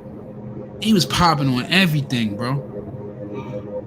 And I give it to one of my drops, my son who I told you that had, you know what I mean, God bless the dead JJ. You know, he ain't have JJ on the project, but he had JJ where JJ would say he need to calm down, and JJ was a fucking bug out. He was one of the niggas that got the drop on a nigga and put that twerk in on him. But like we went through it at a time. So to hear this fat fuck piece of shit, look how he look. You fat fuck piece of shit, and you call yourself 1090 blood. Like, listen, I'm a real Dom move, so I don't believe in all that set tripping on other Dom moves. You know what I mean? Yeah, I had to participate with that shit with a heavy heart, yeah. But and still today, you disrespect me and it gotta do. That's just how we was raised. But that fuck like him that we repping 1090. You fat piece of shit, and you ain't even about that shit. I ain't give a fuck about you from the beginning because you already told me you ain't give a fuck about me. That's what you decided to rep yourself. And I thought the nigga was non-trade when he first came out. And then I heard he's Sean. That is like, all right, but either or, he's still a nobody. He's a fat fuck. That's a culture vulture. And I don't know why they acting like he's some pioneer for white bloods, because we had white bloods in the 90s from the beginning. From the beginning. That was Sean. That was Sex Money from Soundview. You can remember when you originally, when Sex Money count, you had to be a certain age to be Sex Money. So a lot of cats claim other sets until they turned of age to claim Sex Money. I remember Sage Lenny was the only hood in New York that had an age limit. People don't talk about that. Yeah, it was more organized. Yeah, it was about that money. Cause come on, let's be fair. They ain't had that age limit. Then all of us in the Bronx would have been Sex Money. Yeah, just to keep it a buck, bro. We all got love for Pistol, you know.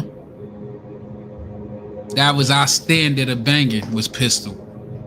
The boy was getting money. He was charismatic. He was, you know what I'm saying. No Diddy. He was good looking. He was the standard for this banging and getting money shit, you know. Yeah, he made it look good. Yeah, these other niggas look dirty to us, bro, and I don't give a fuck how anybody feel about it. When I hear about other boroughs, I hear dirt, I hear filth. When I hear Bronx and Harlem, I hear money. They can feel how they want to feel. That's what bugs me out, how they done switch the game where they try to act like Bronx cats are dirty and Brooklyn cats is clean when Brooklyn is the only place I see when motherfuckers had holes on the top of their shoes. What the fuck are you cooking buildings? But let's get back to this fat fuck on the screen. He says it only made sense for him to be a blood in prison because, you know, whatever, I eat, you eat, we eat together. That's not what he's always he's always said that he was a blood long before he went to prison. But now he's like, it made sense in prison because I really had to show out. I had to show everybody that I was the biggest white boy in the And take that fucking tattoo off your neck. Take that tattoo off your neck. You got that 5 shit on your neck, 5 alive. Take it off your fucking neck, you fat clown. You know what I mean? Like it doesn't make any sense. I mean, and being a white blood in prison actually puts you in a worse position. It doesn't make sense at all to do that. So he's saying it made sense in prison. No, it didn't. And so Jake's not intelligent enough to actually go on an interview podcast and conduct himself because he's a liar and he can't keep track of his lies. It made sense in prison. Brotherly love, overriding oppression and destruction. I'm broke, you're broke. We come together, we eat. They want to fuck us up. Well, we're gonna fuck them up together. You know, out here it doesn't make any fucking sense. Why am I risking what I got going on to portray? I'm not out here sliding on shit, doing shit, you know? So it doesn't make sense. And then not only that, but so what people need to understand about 1090 Steak is that he's a goof. He's a fucking goof. And he went to prison for a very short amount of time. He was a short timer. Yeah. Like a matter of months, 36 months tops. And it was less than that. You spent about 36 months in prison altogether? It was less than that. It was like 2 years, and he could. But I remember when he was telling his story, he was talking like he did a long bid, bro. And you know how I feel about jail. That shit don't make you nobody special, bro. He was talking real. He was the biggest blood, and he did all his time in the JIT camps, and he was putting in all this work. And this motherfucker ain't do shit. Motherfucker gonna talk about it. They gonna expose him how he was playing crazy and shit, so he ain't had to be in the house with them. Couldn't hang. He was telling people that he wanted to, you know, disalive himself so that he can get special treatment and get away from general population. This is something that he So said. what I did is I took the razor and I cut myself with the razor, and I didn't like rip I didn't do nothing crazy. I'm literally nicking it, just, you know, forming a line, just nick. Fuck you mean you ain't do nothing crazy? I ain't never ever cutting myself, doing none of that shit, bro. I'm not pretending to be crazy, none of that shit. Like, you in jail. Just think about it, bro. The only way you gonna do that shit cause you scared. You trying to get up out of there. You scared, bro. Like, I was telling somebody, I was like, yo, I don't fuck with scared people. Like, I don't want to bully nobody, none of that shit, because a scared motherfucker will kill you. A scared motherfucker is desperate. For you to pretend like you gonna fucking off yourself, unalive yourself, you desperate. You was terrified. You better off. The best way to, if you got a little fear on you, the best way to conquer that is by facing it. So you might as well have popped on somebody. That's what a real cop is doing. Let them get you out of there. He should have turned his life over to Jesus. Fuck you want to be a blood for? Go to Jesus, motherfucker. Be a Christian. Go to Jehovah. Do whatever that shit, because you ain't built for this shit, bro. All you did was use us. Use what motherfuckers built their blood, sweat, and tears on. And then now you got home. Now you get into a bag. Now you like, oh, I don't see the point. Well, I'm going to jeopardize that. You ain't got to do that. The point is, you supposed to show motherfuckers it's a different way. Just cause you started like this, you ain't gotta finish like that. That's the point, bro. Tell the little homies they ain't gotta do this. You think I tell a little homie I don't gangbang, I don't do no motherfucking crime. I tell the little homies you ain't gotta do that. You see what I did, man? I was at that crossroad, you know what I mean? And I did it at the highest level. I was at that crossroad and I said, you know what? I owe my mother 4 good years, so I'm gonna go join the military and I'm gonna give her 4 good years of seeing me do something better than going back and forth to jail. I'm gonna give her 4 good years. 4 years ain't shit. You get what I'm saying? That ain't even shit. That's 48 months. I'm gonna give her 48 months, even though I gave her all this heartache. She had to come visit me on the island, see me in C-74, see me in C-76, fucking crying on visits because she felt I was too comfortable in there and shit. When I wasn't comfortable at all, I just knew I had to survive in that bullshit. But I said I'm just gonna give my moms that. And then I told other homies, motherfucker, don't be like me, be better than me, and you ain't gotta be a gangster to be better than me. You know what I mean? Go to school, do this, and that. Like, I went to school and graduated. I got a motherfucking degree. Like, you know what I mean? Be better than me, bro. That's when I see, but I tell cats, yo, just cause you homie don't mean that you gotta be a criminal, you know? And where we from is where we from, and that's where we always gonna be from. But that don't mean we gotta act like the environment we came from. We ain't gotta be a product of our environment. Let our environment be a product of us, you know? And this fat fuck just used all the shit we went through to be, you know what I mean, to get to where we at for that bullshit, you know what I mean? And I don't like shit like that. That's when you say it's a culture vulture, but I do understand when motherfuckers say vultures eat the dead, and we ain't dead, we well alive. But this motherfucker's a clown. He made some money off of YouTube.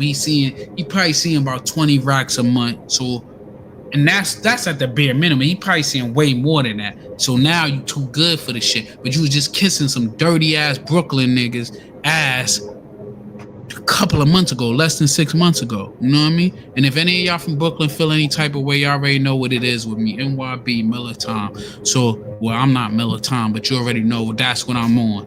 But you get what I'm saying? Like, y'all talk all that shit, but you was just sitting there. What I feel is them niggas is digging his pockets. You heard? They was in his pockets, probably making him pay that kitty. You using our name, using our likeness, you gotta have to pay for that, you know? Now he wanna step away. He trying to duck the indictment, you know? Cause they probably was extorting his little punk ass, you know? Cause you went from the biggest, baddest gangbanger that you did fucking 24 months. You know? Man, I ain't understand. There probably was some extortion involved with. Bro, we know it's extortion involved, bro. You know how it go. They extorting motherfuckers that get food stamps. You think they ain't extorting his YouTube money? Let's keep it a buck, man. Let's keep it a bean, bro. Everybody know what it is with me, man. Uncle Mo TV, but y'all know what my name is other places, bro. So, like, I'm telling you, this dude is crazy, bro. And that's why he doing these desperation moves where he exposing Big Meech, he exposing so-called. This is a long shot. You pulling up articles from 1950, bro. There's an article probably saying some crazy shit about Malcolm X from the 1960s, bro. That ain't true, you know? You want to come a little better than that. Where is he going with this? Is he saying this is true, or he's saying this is allegedly what happened? Nah, he's saying it's true. From the last I seen the shit. I've been unsubscribed from him, bro. I've been unsubscribed when I start seeing the other shit out of him, bro. Let's think about it, bro. Who the fuck is he shooting the 31 with and he winning? I don't think he could beat my motherfucking 8-year-old. Well, I mean, win, lose, or draw. I don't think it's just a straight lose. It ain't no draw with him, bro. No draw. Let's listen to this fat fuck. And then pinching my skin so it bleeds a little bit. I took a piece of paper and I wrote, I'm gonna kill myself. I wiped my blood all over it. I stuck it on the window. I laid down on my back and I'm just bicycle kicking. Look at my movie. I want to kill myself. I ain't looking at him. They put me in a psych cell, which is a pretty big size room. I got a mat on the floor. This mat, bro, is like the equivalent of a Tempur-Pedic. I don't know if you ever went psych, but this is the thickest. Look at his face, bro. He did his DNA test. He got some black in him, but he's Spanish and Cuban. But yo, 23. And the crazy shit, I ain't gonna say their name, but they was his parole officer. You know who I'm talking about, but I ain't gonna say her name on here. Oh, your shit breaking up. Comfortable mat. So I'm butt naked the whole 21 days in this. Like, I'm really trying to. And he's lying. How you butt naked for 21 days? Florida, the psych units were basically on lockdown because they were overpopulated. They couldn't accept any more people, so no one could go. So I wasted my time doing this whole thing. I never got sent anywhere. Wow. So Jake went to great lengths and did everything he could think of to get himself separated away from all of his blood partners. He wanted to get shipped off to the puzzle factory to hang out with all the J-Cats and the weirdos. So I'm just wondering where it all made sense for him to, get all these tattoos and all this shit. He's not a blood. He's just a normal guy that moved from Malden, Massachusetts down to Florida, where he burglarized his own family and got sent to youth prison for a very short amount of time. He was not institutionalized. He was not It didn't change him in any way. He just used this to tell stories and make money on YouTube.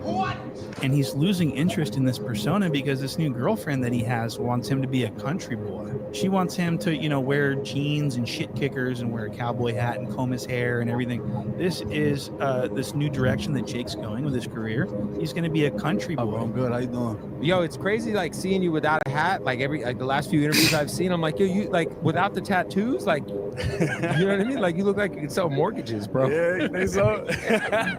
I had people saying that shit the other day. They were like, "Yeah, you really white boy in it right now." Super white boy. Yeah. I mean, so Jake is actually trying to go country now because of his girlfriend Haley, and it's really interesting to watch. It's extremely cringe. If you go to his Instagram, he's always posting stories of her and what they're doing, and he's always doing some pathetic ass shit. Please go follow 1090 Jake on Instagram. It's really interesting. And I've actually got a full, I think it's like a 2-hour fucking episode on Patreon about his relationship with his girlfriend. I encourage people to go check that out. And I'll actually play you a clip. Actually, I want to start here. No Jumper. So 1090 Jake went on No Jumper and was talking about how disgusting his toes are and how pussy and bloody they were in prison.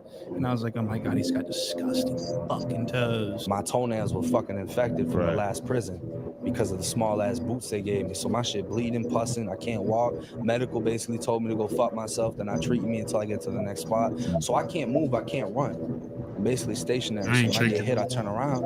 I'm like, all right, let's go blade for blade. So I've always held on to this memory. You of can't move, about but you Jake's gonna go gun to disgusting gun with toenails. somebody? And so the other day when I was watching his Instagram, he was posting a story about him and Haley, and they were going kayaking. And we actually got to take a look at these toes, and I want to show you this. Look at that. Look at that big toe. Look at the toenails. Look at the fungi. That's it. Him and I thought this was Jala. I thought this was Poetic Minyango Jala. Frederick Jala is my real name. But it's not. It's 1090. Next level. That's what I'm about to say. That's next level. Like, I really don't like your ass. I'm about to talk about your toes. And ever since I heard that story he told about his toenails being all bloody and fungusy and squirting pus everywhere, I've been extremely interested. I've been watching him like a hawk, trying to find out. I ain't looking at nobody feet like a photo hawk. or footage of these toes. Well, here it is. What's the best He's done a great job of concealing them and hiding them. Look at this photo here. And his girlfriend Haley, I believe, took this photo, and I think she said, "Babe, get your feet out of the shot. Get your feet out of the shot." So he's doing this insane spread, and that's a crazy spread. When Jake was busting down, when Jake talks about busting down a spread, this is what he's talking about. He's talking about doing the fucking splits to get those toes out of that shot. Be too close to the camera, we'd be able to see all that fun. Yeah, yo, And, you gotta hear how he see go for the this rest of these perfect cats. shot where the I go oar Flacco, and that the shit's oar and the hilarious. hand are covering his nips. So you can't see those either. So this was an acceptable photo for them to post, even though it looks crazy. Now, I just wanted to point that out because Jake is a cowboy now. He's fully country, and I can guarantee you, I predicted this in the Patreon video. I knew that he was going to go full country, and it's going to be crazy in like a year from now. If they're still together, he's going to be literally like fully open about country. He's going to be a shit kicker. And I cannot wait for the day when he's doing interviews talking about how he changed his life and now he loves country. He loves going on down them dirt roads with the cold beer and the country lifestyle. He wants to change his life. He doesn't want to be this white blood anymore, unfortunately. And it's all because of his girlfriend. And he's open about it. He's going to be saying stuff like, "So my bitch really changed my mind about the whole gang thing, whatever. And people don't realize this, but I'm really starting to change my life for the better with my new bitch. And I'm singing country music now. I'm doing country stuff. He got a good impersonation. Yo, he sound like these motherfuckers. You gotta hear, like, I'm gonna do one after this where he go up like Paletta Falco and all of it. He sound just like them. Like, he don't call Adam 22, he be like Adam 16. Like, and Java the Fat. And country music now, to where I guarantee you he's singing to her. I guarantee he's like, "I spent my whole life getting it all wrong, but I sure could use your help just from now on. I want to be a good man. I do like I should now. I want to be the kind of man that drops out of the blood." Hey, yo, he got it. He got What it. up, YouTube? He got it. Today I want to touch on Lil Yo, that Ain't motherfucker's nobody messing with boy, man. Yo, that motherfucker funny. He Yo, I got gotta, it. He I got gotta go to that. his shit where you can see his other shit, bro. Motherfucker go in on him. Like, he going in on Adam. People like, what? Like, I want the what was it when he go in on this little fucking Flacco. Flacco's a fat bitch. He going in whack. He going on all of them, bro. What this shit with Flacco? Like, he be going in on Flacco. He be like, Java. His real name is Java. Okay, so I just wanted to briefly cover this incredibly entertaining new beef that has been ignited between Poetic Jala and Dijon Mustard Paul, aka Honey Dijon, or simply Spicy Brown. Now, this beef has taken the internet by storm. Everyone is talking about this beef. And I'll explain why. So Dijon Paul took it upon himself to do the right thing, by the way, and expose Poetic Jala for plotting against the 16. And with Brick Baby and Sharp. Flacco, that was everybody in it. And apparently there was a mutiny. They were going to allegedly start a new podcast with the same hosts, but without the 16 of Nashua. And so this was a snake move. And Jala got pissed off about this. He took it personal. Claiming there's text messages of me talking bad about Adam to John, which is just false. And what he's done is he's made a series of videos trying to discredit Dijon, trying to get him in trouble with his employees, trying to stir the pot. All right. And you know this. You know Flacco like 5 foot tall, right? He a little short, fat fuck, bro. Like, look at him. You think he get bitches? It's what if they showed that they saying he buy pussy. Look at him. I'll be real, bro. That's really hard to watch. I would feel completely useless if my co-host reacted to me like that, bro. Like, I would know there's a problem here with me. He's really trying to fuck Dijon over in retaliation, but that would prove to be a mistake because Dijon Paul is a sass goddess. And he's not fucking around. And what he did was expose Jala for allegedly, this is what he's saying, that Poetic Jala is a little, he's got, let's just say that him and Dijon apparently have a lot in common. What? Okay, he's a little left of center. All right. He's got sugar in the tank, allegedly, right? So this is what caused the war to bubble over into something grand, into something that we could all enjoy. And I'd like to start with our first clip. This is actually a screenshot from an Instagram post, and this was pinned by the author Dijon. Oh, and it says, blood. Flacco wanted to fuck. Keep it a buck. He said I had Hall of Fame coil and my cheeks go crazy and all kinds of other pause shit on and off camera, bitch. Wow, so Dijon Paul says that Jala was hitting on him on and off camera. Okay. Yo. Yeah, they bugging. Yo, but it's crazy. I don't know if it's this video, but it's another joint where he talk and he let the motherfucker Flacco talk and he be saying some real suspect shit, bro. And that he was I subject think it to gotta be this the video. most homo. Where he said he got a Let's lot just of take a look ass. at the clip where he says this. First of all, look at this motherfucker wearing a poncho. There was never a question. You feel me? About his sexuality. What you just say? For okay, Flacco, what did you just say? Is like long. Did you say the cheeks go crazy? He was going on. Did you say? No, he just said the cheeks. I didn't catch that. No, involuntarily. Well, that's still mean you looking at my ass. And stop looking at my ass. Going on in this Hall of Fame wig oil, bro. Get the fuck. I just be real, bro. And the record does show that Dijon says that these.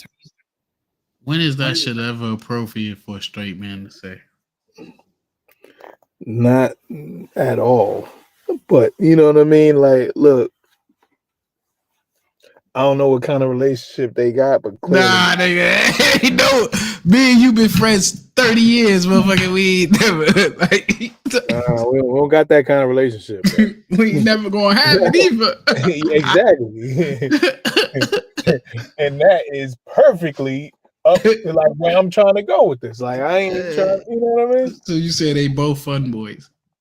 Yeah, they. You know, some people they'll play like that, and they'll be like, "Yeah, I'm comfortable with my sexuality." You know what I'm saying? Like He pretending to be straight. That's what I think. I'm good. I'm comfortable with my sexuality, but I have standards. Like I ain't playing like that. Like that's just me. That boy said, I ain't hear nobody say that about a female, let alone a male. That boy brazy. Let's finish. Hear them play Types yourself. of comments were going on and off camera. This wasn't just for content laughs. This was serious. 19, So when 18, Dijon came out with this bombshell Instagram comment saying that Jala was going after him, the Reddit just went ablaze with clips. People were posting all the clips of Jala saying things of this nature. I'd like to play a few of those. So if a nigga pay you right now 100,000 to stick your dick in Josh ass right now, you not gay? If he pays me to do it, no, right? No, right? Damn. How your shit even getting hard? What? Shit don't move easy. Bro, I say, yo, this shit, bro, this nigga was out here sucking better than most bitches, bro. This is the same I person. gonna soft and say, oh, you small, okay, hey, nigga. When my nigga on hard, come on, my nigga, come on, bro. Real yard man. And so this was only a few of the maybe hundreds of. Nah, bro. Yeah, this is that boy is just he body boy. Body boy all the way. No in between. Well, in between for him, but he body boy all the way. Clips just like this that are just being blasted across the internet right now in the wake of Dijon's claims that Poetic Jala was interested in him romantically. And so this is what's going on, and this is why the 16 says that there's war. I want to play you a clip from the No Jumper show. There's a war. There's a war going on outside no one is safe from. This is bad. This is bad. Dumb bum. Dumb bum. In the words of Flacco. Flacco and Dejan are at war. Basically, Dejan is throwing out accusations that Flacco is, I don't know, zesty. It would seem. He's painting a picture of Flacco that Flacco does not appreciate. Big Frilla. What the fuck is Brick Baby wearing? What the fuck is that shit on his head? Sonic the Hedgehog pullover. I don't know what's up with these new cats, bro. Does not appreciate about this. Brother, you fucked him. Shock value. I heard the recoil was just crazy. He did Hall of Blood. All these motherfuckers. Fame recoil. Hall of Fame recoil. And There he it is. sweated. So as you can see, the war is now, and we are anxiously waiting for Jala's response to this claim that has been alleged. And we have no idea what's coming. Jala has been radio silent since this allegation. And so we are at this point forced to lay in wait to see what Jala's next move will be. And that's what's so fascinating about the situation. So that's going to do it. Thank you guys for watching, and I'll see you on the next one. My back, lick my pussy and my crack. My neck, my back, lick this pussy and my crack. Yeah. You gotta put your neck into it. Don't stop, just do it, do it. do it. Then you Undefeated. roll your tongue from the crack back to the front. Do you suck it up till I shake and come?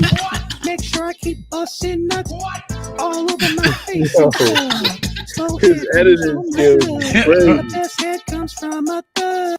Oh, yo, I can't even, bro. All right, so for this video, I want to briefly cover this I can't hilarious with him. new beef that's going on between No Jumper Lolcow, Dijon Paul, and former No Jumper host Lush One. These two are going at it. They're saying homeboy that extremely used to disrespectful. come at Hassan all the time?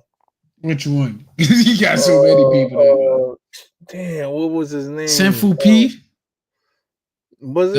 No. He had another. What's the channel? He got so Uh, many people. It ain't Yeah. French Dose, because you said. No. Oh, my boy T-Bone from Colors. Yeah, I T-Bone, almost man. forgot all about T-Bones, because This Hassan dude- done got all his channels brought down.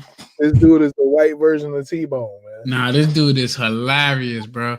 Like, I just stumbled across his joint looking at one joint, and it came up, and I'm like, yo, this dude is hilarious.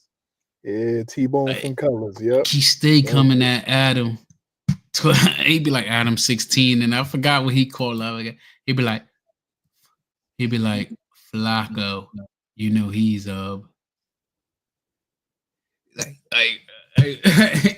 Hey, Lush. I like Lush because he remind me of the dude I used to work with. They both respectful fight things to one another. You can really tell that Dijon hates Lush. He fucking hates his guts. Lush barely even said anything about him, and the things that Dijon said, way over the line, way too. I mean, very cruel, very shitty. Look you know how what I fucking mean? fat I want to show you Farco guys is. the whole thing, and I want to start with our first clip. This is going to be Lush, and this is how it all got kicked off. Lush mentions Dijon, lightly roasts him, just barely even makes fun of him in a very joking way. It wasn't even like a diss. It wasn't even like he was throwing him shade. He was just lightly making fun of him, like as friends do. You know what I mean? And it's even worse because you're supposed to be my man. Yeah. Dijon is, you feel me, an overgrown gummy bear with a fucking fake landing jacket on. You feel me? Like, no offense, I fuck with Dijon, but yeah, that's crazy. Yeah, that's right. No, but that's literally like a fucking gummy bear, fake designer from Santiago. You feel me? All right, so that was the Lush one initial jab, initial diss, but it wasn't even like that funny. You know what I mean? That wasn't even a huge diss. All he said was, "Nah, fool, Dijon looks like an overgrown gummy bear." You feel me? Because I fuck with Dijon. You feel me? But that jacket's fake as fuck. You feel me? That's all I gotta say, fool. So this is so not serious and so insignificant and silly that I'm surprised Dijon even responded to this. This isn't even that bad. You know what I mean? It's obvious that he's saying that he looks like a gummy bear. Look at Dijon. This is like an observation that anyone could have. He looks like a gummy bear. Ha ha ha. Dijon's the one leaning into the fat jokes, having snacks fall from his lap when he stands up. All funny. It's all funny then, but when Lush says it, it's not funny anymore. And I'll tell you why, because Dijon hates Lush. He always has. And so this was his response to Lush calling him a gummy bear. I guess Lush went on some podcast. He's back from the dead. He wanted to. It's his own podcast. I don't know who that is. He wanted to make fun of my clothes and talk about me. Let's check it out. I haven't listened to this yet. And it's even worse because you're supposed to be my man. Yeah. Dijon is, you feel me, an overgrown gummy bear with a fucking fake landing jacket on. You feel me? Like, no offense, I fuck. Yo, shout out to my boy AZ Wood Welsh. Act just like Lush, bro. I had to do that work for me. A little worse, bro. That he make me feel like we need to put him on and have him up here with us, bro. But that's how he act like him, if not worse, bro. And when he ain't on his meds, hilarious, bro. We used to be on deployment. I'd be rolling when he be off them shits. Let's listen to Overgrown Gummy Bear. Fuck with Dijon, but yeah, that's crazy. Yeah, That boy mad. You see his face? He pissed. No, but that's literally like a fucking gummy bear, fake designer from Santiago. Wait, hold up. Even worse. So was he saying? Now listen. Now I haven't watched a full podcast, but He was talking about me before, I'm sure. Right? No. Why did he have to say gummy bear? That's why I took offense. I like gummy bears. Yeah. So, We know. With that being said, We know. What's your beef? It's not a beef. I don't know this nigga. I've never said nothing on this camera about Lush because I've never met Lush. Yeah. Lush, you said that my Lanvin sweater was fake. Oh, so what? What, Lanvin, you said what? I went to it's a gallery sweater I don't that know. they painted over Lanvin. Nonetheless, you said I went to the alley to get. Did you go to the Santi alley to get your fake teeth, nigga? Like you don't even have real teeth in your mouth. You smoked your teeth out. That nigga said fake teeth. Nigga, the fuck? Yeah, I got my hoodie the same place you got your motherfucking teeth to replace the meth teeth that fell out. Ooh, so you can see how furious Dijon is. He's so furious and upset with Lush for talking about his jacket and his gummy bear frame. He's so fucking he couldn't wait to just go off. Okay, and so he's talking about Lush's teeth. Okay, so far so good, but this is where things take a dark turn. Watch this. I just feel like, bro, you could do us all a favor and go somewhere and fucking overdose, please. Nah, hold on, no. Whoa, No, let's please, just go somewhere. Whoa, hold on. Call it a day. Get that hair out of you. That good meth nigga said. That good meth. That nigga said go. Wow, so that was completely over the line. He's suggesting that Lush go and relapse and overdose himself and die. That's insane. So Dijon is actually evil. He's got this rage, this deep hatred, this burning, passionate hatred that's just burning inside of his belly. boy. And he is so filled with it. You know what's funny about Dijon is he can be described as a tiny little man. And also at the same time, people can say that he is an enormous, huge, fat slob. Both of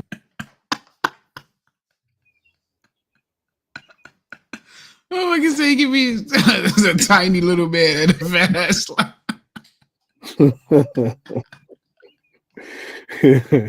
Yo, but look at his face. He look legit pissed the fuck off. He ain't got no neck. He just shoulders and fucking head, bro. Like, I mean, man, too, like if I couldn't squabble with him. He gonna get tired after 5 seconds. Yo, look at him though. That boy is pissed.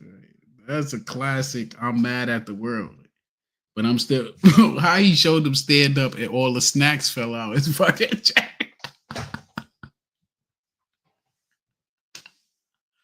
Yo, which would be considered true. Isn't that kind of cool? I thought that was actually pretty neat. And so Dijon is not joking. He's actually dead serious. He hates Lush. He says, if you're going to talk about me, I'm going to talk about you. Look at this clip. Good meth. Go night night. It's a wrap. Hey, I said it.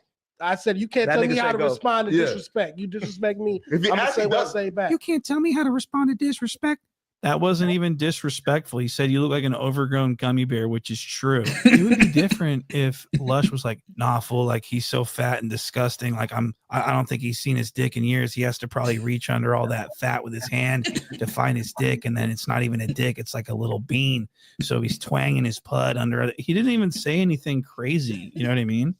And for you to say that you want him to take a dirt nap from drugs that he struggled with for a long time, that's insanely low, bro. But real quick, I do have, before you go overdose, I do have some parting gifts. Do we have you lied to me, Lush? I've never said nothing on this camera about Lush because I've never met Lush. What did I say about Lush? Can you recall something I've said about Lush on this stream? That's them drugs. Oh, so now Dijon wants to like high horse it and say like, I never said anything about Lush in my life on these cameras, never. Yes, you did. Okay, you just forgot because you were drunk. Allow me to play back some clips where Dijon was fully participating when Almighty Suspect was crashing out on Lush for criticizing his music. Watch this. And I'm gonna show you so you can read it to them. Sure. You feel me? Can you do that for me? You do the honors for us, Dijon. Please. All right. You are not relevant music-wise. You host battles and smoke meth. Stop talking to me. The fuck you talking about? Keep doing drugs and trying to get your money up, you old ass bum. Not on the pookie. Fuck you, nigga. You host That's what you battles talking about. and you smoke the meth. Get the fuck out of here because he got me. How he's so big, but his voice is so soft. I don't know, man, but I know they got Ozempic out there. You know, if you wanna start looking at his future. Ozempic ain't gonna do fit for him. He stand up, he dropping like 8 cupcakes and shit, bro. That boy dropped mad cupcakes. Yeah, that you know, that's unhealthy, man. That's like a diabetes situation about to happen. You keep it up. That shit already happened. Look at that motherfucker. He got no neck and 4 chins, bro.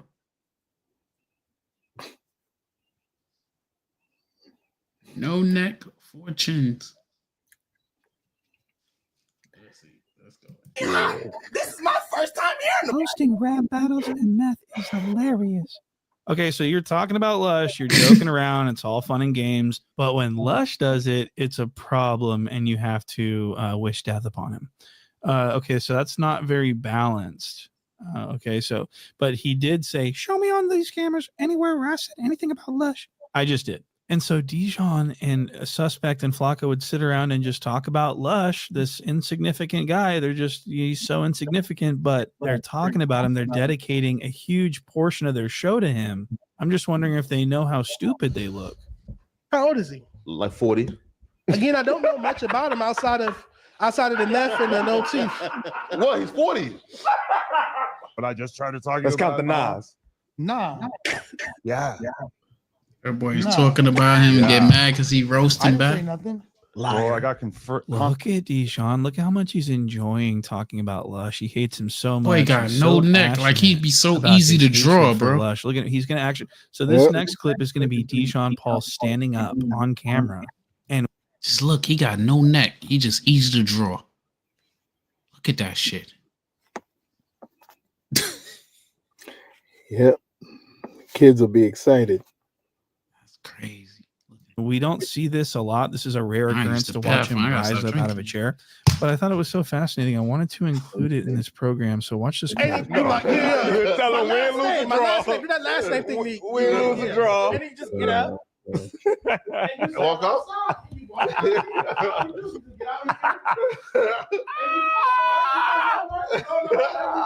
Oh my God. Let anybody say, let's go. I want to fade. I want to fight, and get up and walk over me and walk past me. Yeah, that's And walk crazy. in the hallway. You I don't would have been talk out that no door more. first, and nothing else to say. Yeah, pretend the FT fell out and you just quiet. You can't talk. You don't get to talk no more. You can't come outside no more. So Dijon is so repugnant and so loathsome that he is just letting it fly. He's the utmost disrespect, the utmost obesity. And so Lush One would respond to this. And let me tell you guys, this next clip is so funny. I hit the fucking floor laughing at this out loud. This is some of the funniest Lush One you will ever see. I want to play you that right now. Hey y'all, it's Dijon Paul, and this is the Saucy Auntie podcast. Ooh, girl, no, he didn't. It's Dijon Paul. I got the double D's for everybody to suck on and play with. The biggest in the game. I know you love my double D's. I'm the sugar bear, baby. Yeah, check this out.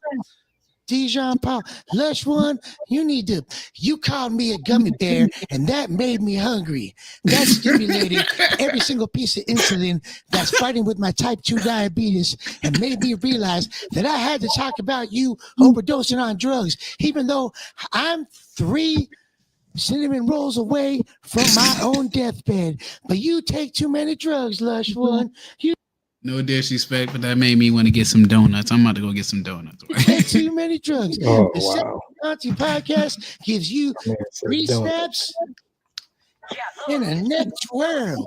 What does my co-host, the human tapeworm, have to say? All right, so as you can see, that was 100% comedy, and so he's torching the fuck out of Dijon. Very, very hilarious. The only thing that would have made it better was if he would have wiped his mouth. He's got some build up. He's foaming at the mouth, and so I thought that we could have done without that. But other than that, this was a flawless victory. Okay, I mean, really, shout out to Lush, the cocaine bot, for his win over Dijon and Antoine Dodson. Okay, so he's going to talk about Antoine. Antoine is my name for Almighty Suspect, Almighty Antoine, because he resembles Antoine Dodson, the guy from that hilarious news clip from like 20 years ago. Well, obviously, we have a rapist in Lincoln Park. He's climbing in your windows. He's snatching your people up, trying to rape them. So y'all need to hide your kids, hide your wife, and hide your husband because they raping everybody out here. The attacker got So that was Antoine Dodson. That is who Almighty Suspect reminds everyone of, for obvious reasons. I mean, they look exactly the same. They talk with the same level of zest. It's a truly uncanny comparison. I mean, everyone makes fun of Almighty Suspect for being this guy, and I just thought that was so funny, so I thought I'd include that as well. But this is Lush One making fun of Almighty Suspect for being always fucking thundered off the juice. Look at this. Yeah, Lush shouldn't do so many drugs. Yeah. It's gonna show that good old Krispy Kreme. Lush shouldn't do so. What I missed? What are we talking about again? Hey, fuck you.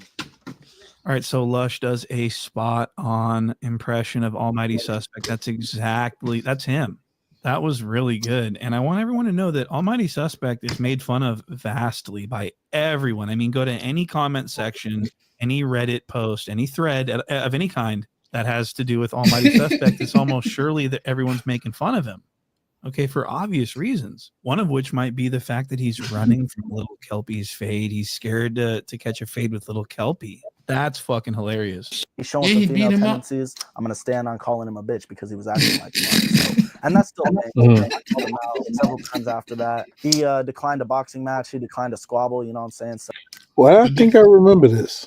He beat that dude up before. Remember he spit on him and then socked him out? Yeah. This is old. Yeah. But he just did it the other day. He just got fired for no jumper because he spit on some other fat dude.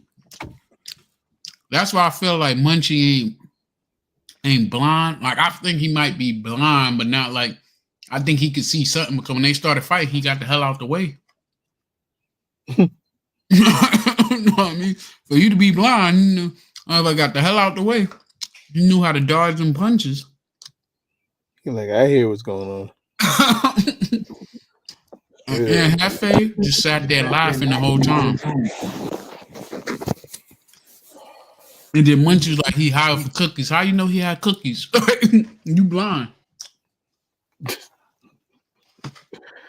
Oh, that is wild though. Well, he beat the shit out of this dude though. That dude was Black P Stone. The other dude, the almighty dude, he looked suspect too though. Yeah, it's bugged out. This point and shoot though, this dude is hilarious, bro.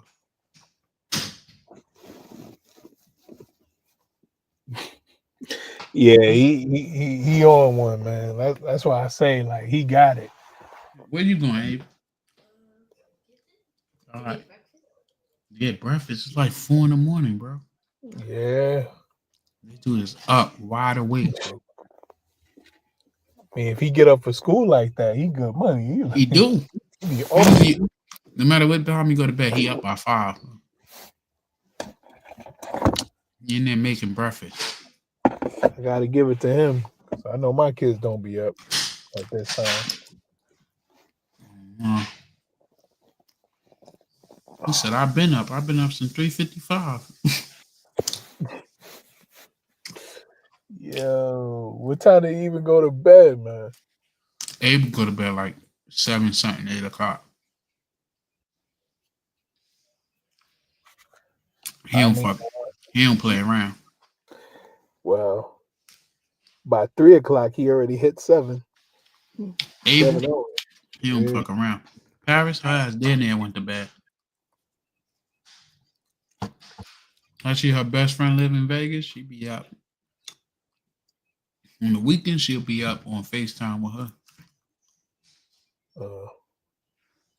Well, at some point, she's gonna ask for y'all to take her down there. I know how that go. Yeah. I'll take it because I know what base it is.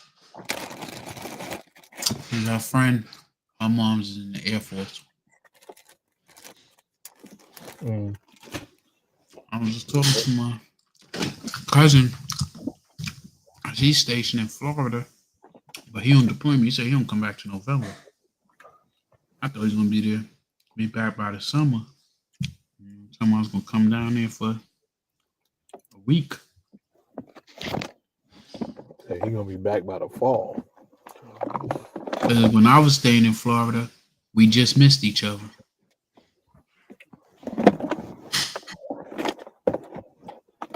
It would be like that, right?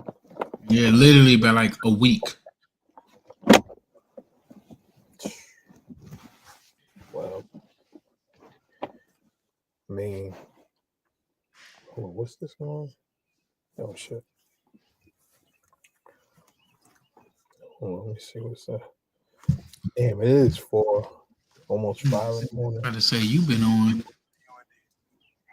break for a long time. Nah, usually I would take break. I mean, I went home. Oh, you said you went home? Yeah. Like right when they was talking about VTO, I was like, all right, you know what? I'll call it quits for now, man. That's one of my numbers. I'd be like, forget it, I'm out.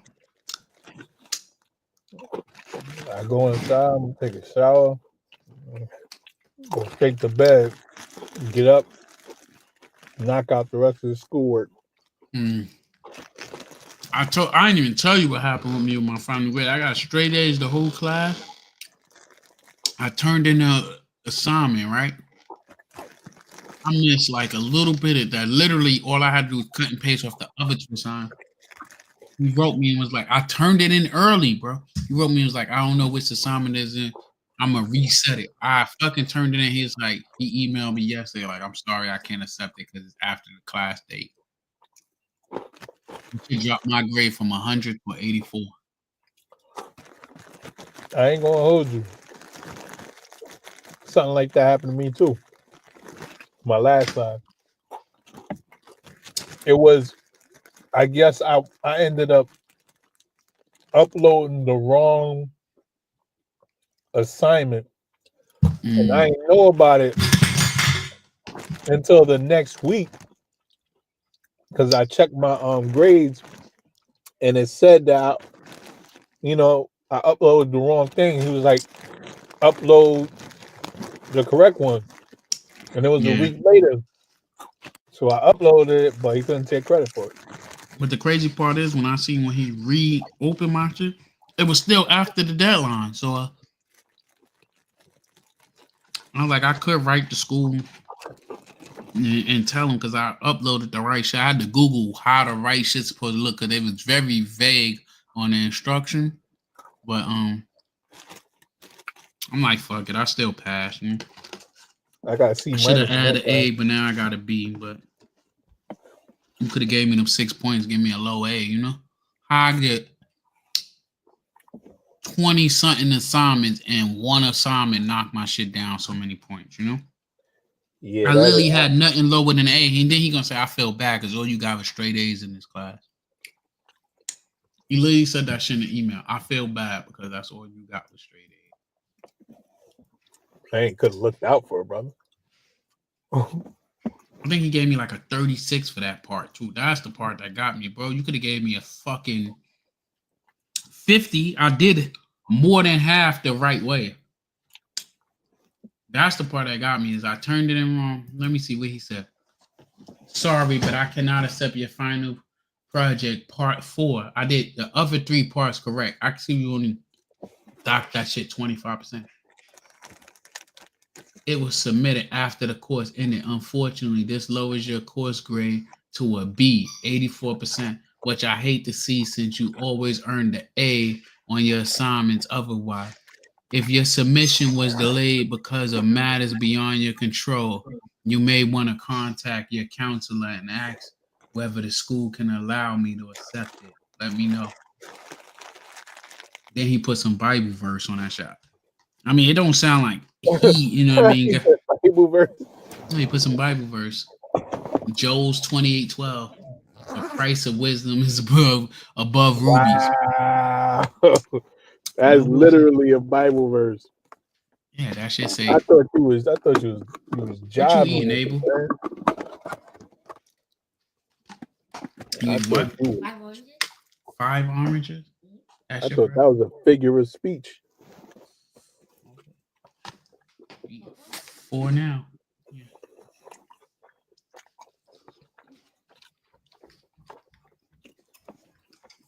This shit is terrible. You got a pasture for an Bro, instructor. that shit say the price of wisdom is above rubies. Jobs 28:12.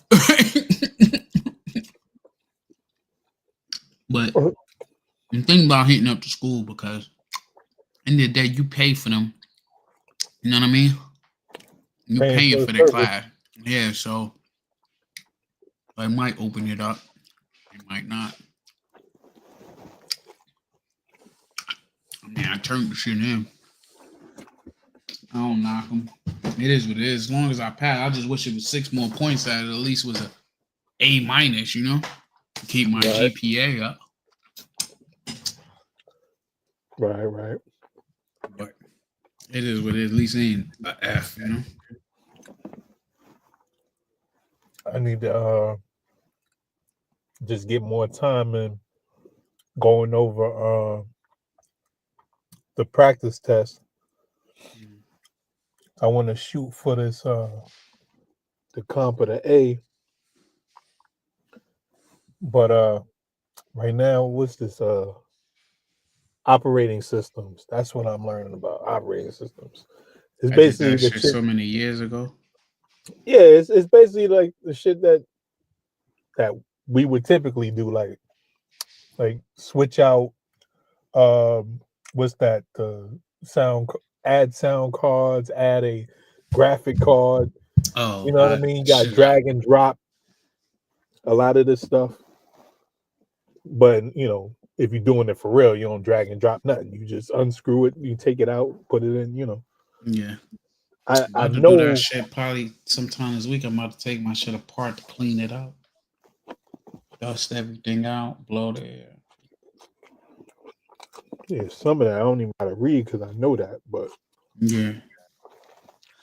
It's crazy when you know how it's supposed to function, but then the fucking book tell you some bullshit. And you be like, it don't work like that. This is how it really. I mean, I took tests where it told me even though you know that's the wrong answer, still pick what's the correct answer out of the options you got, even if it's obsolete. that's how it be too.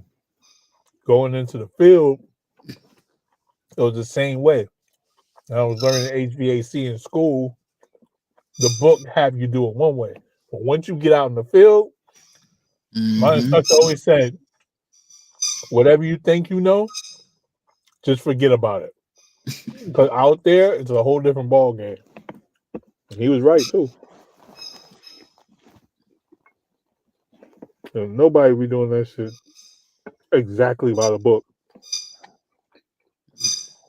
Like that's one thing I know. One of the programs I use with the aircraft that let's say like if we doing it and the book say to do it one way, but the shit is another way to do it, it will change the book by how we said to do it. That we say we tried that shit and it didn't work, but that's how we did it. It'll upload it and change it to say the how we did it, that the correct way to get it to go, and Oh, not that's cool. just yeah. At least with the Super Hornets, it do that shit. Helos, I don't know what the fuck that shit do. But with the Super Hornets, that shit are fucking dead at midnight or whatever time it replicate. It'll change it to say what we said, or to look at like the trends and say like, well, this is the way we say to do it, but 5 different commands said that they ran into this issue and this is how they fixed it, and they changed the standard to how we fixed it. Oh shit! I got 3 new followers on Rumble. One of them was probably out of London.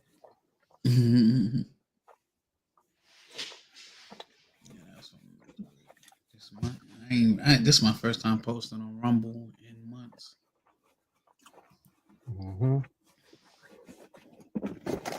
Good to see you back in action, though. That's a fact. Yeah, man. I needed to get school. You know what I mean? Right first, and then I could. Priorities. Yeah. That's a big difference from when we were young men. You know what I'm saying? We didn't know how to schedule our priorities. You know what I'm saying? We was all over the place. That's all I feel college really teach you is how to manage time management. I don't think you know shit till you go out in the field. Time management, and you learn enough to once they start teaching you hands on that you be like, oh, I read this before, but not, Shit. If you don't learn from that, yeah, it's just structure. Structure, period. You know what I'm saying? So I'll be on that.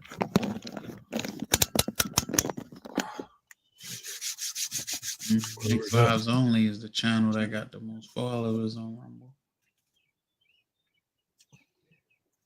Yeah, you're gonna have to do an update. Well, I don't know. Yeah, I ain't posting that shit. I'm about to start. I don't know if you want to report about the latest. Yeah, I will report on my rant, but I ain't.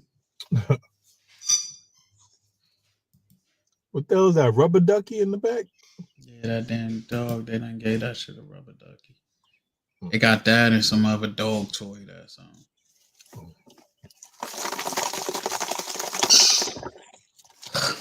Yeah, I think I'm gonna hook up that little sound card I got, or soundboard, whatever you want to call it. Test it out tonight. The sun is up. It's definitely coming out over here. Not over here. It's still dark down here. We both on the East Coast. I don't know how the hell that. Candace only got some followers on Rumble though. Whatever this DW Plus shit is. Putting up numbers though. More numbers than would subscribe to her. You know, yeah, she putting up like, I don't look like she posted in a minute though. In a year, she done, her last video looked like it was a year ago, and that shit was over 500,000. Yeah. Hopefully everything good. People don't post in a long time. They going through some shit. So her shit is going up, and that shit that fired her is going down. Yeah.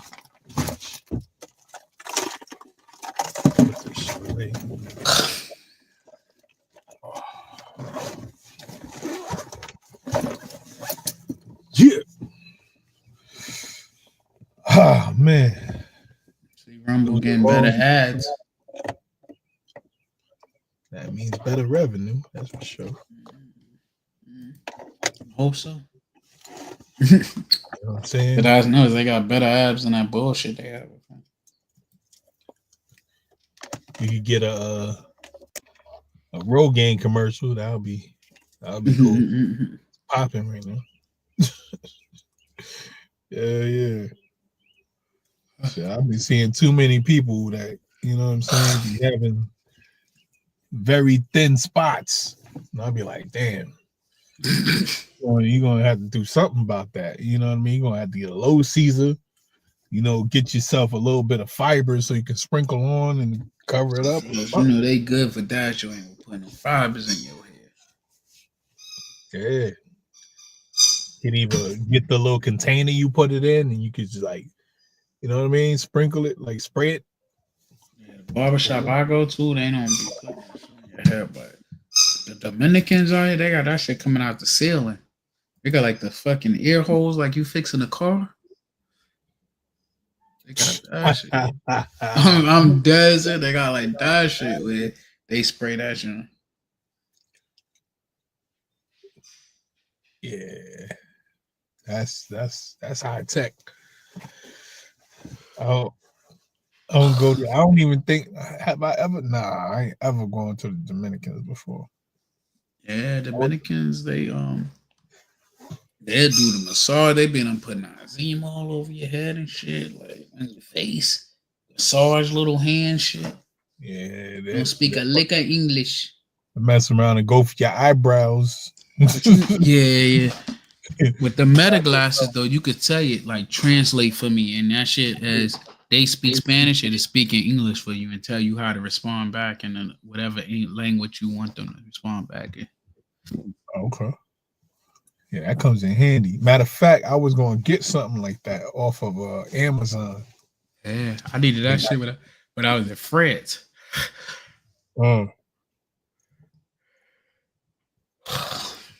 It's basically like a earbud you give them, and then you take one, and then it'll translate back and forth what you're saying. Yeah, what I used to do was I'll go to Google Translator and I'll put in, say what I need to say, and then I'll point that shit to like I show them what it when they do the whole like get to say the translation. I'll just show that shit to them and they read it and then they respond. Here's the problem I ran into. Not everybody know how to read. So I did that before. No lie, I did that. I gave it to them, and they just had they were taking so long. I'm like, you done? You good? And they didn't get it. So It's bugging me out that I see the sunlight on your shit and it's still dark over here. Yeah, especially since the We on the climate east- is more established over But we there. on the East Coast right now. I'm like, how the hell? And I'm on the coast, so I don't know how the hell. Oh, let me see Well, something. We ain't got no more rain now. Yesterday was the last day we had rain. Last night was the last day. Man, we had Well, hail. It was pouring with hail. Them shits were like the size of rocks. I thought she was gonna break my window. I Dogs be was hating going the crazy fence out there. leaving on your hood and all that. Yeah, that joint crazy. Hold on, let me see something.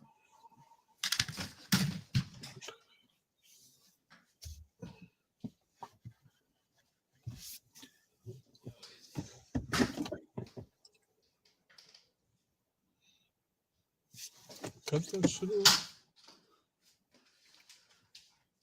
Yeah, so Bro, not only is it dark, it's like dark outside. Not even like a little dark. It is no inch of sun out there yet, bro. That Yeah, shit I is think- crazy to see your background is sun and it's fucking dark out here still. yeah, your clouds is it's fucking it up. It don't even look like it. Like it just look like the sun just ain't rotate down. You would think we on a different time zone. Shit. Obviously, good. I was supposed to come today. I couldn't make out the thing you just said. Oh, I said I want to sleep good. My mom's supposed to come today. Oh, okay. Because of graduation tomorrow. So I wonder if they got school tomorrow. Their graduation ain't till nighttime, which is stupid.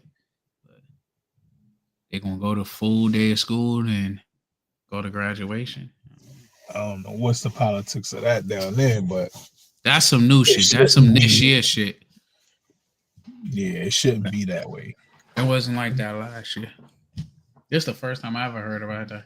My homeboy, one of the homies, his nephew or niece, I don't know. I think it's a niece that is a nephew now. You know what I mean? But she graduated last weekend from high school, and it was at nighttime. He's like, "Is that normal?" I was like, "This is some new shit." Yeah, that shit should be in the daytime, if anything. You know what I'm saying? Whatever happened to the tradition, you know, you get your diploma and all that, you get called up to the booth, and then you know what I'm saying? You can choose to throw your cap up. They don't even got that shit. That's the brazy shit. They ain't got no cap and gown.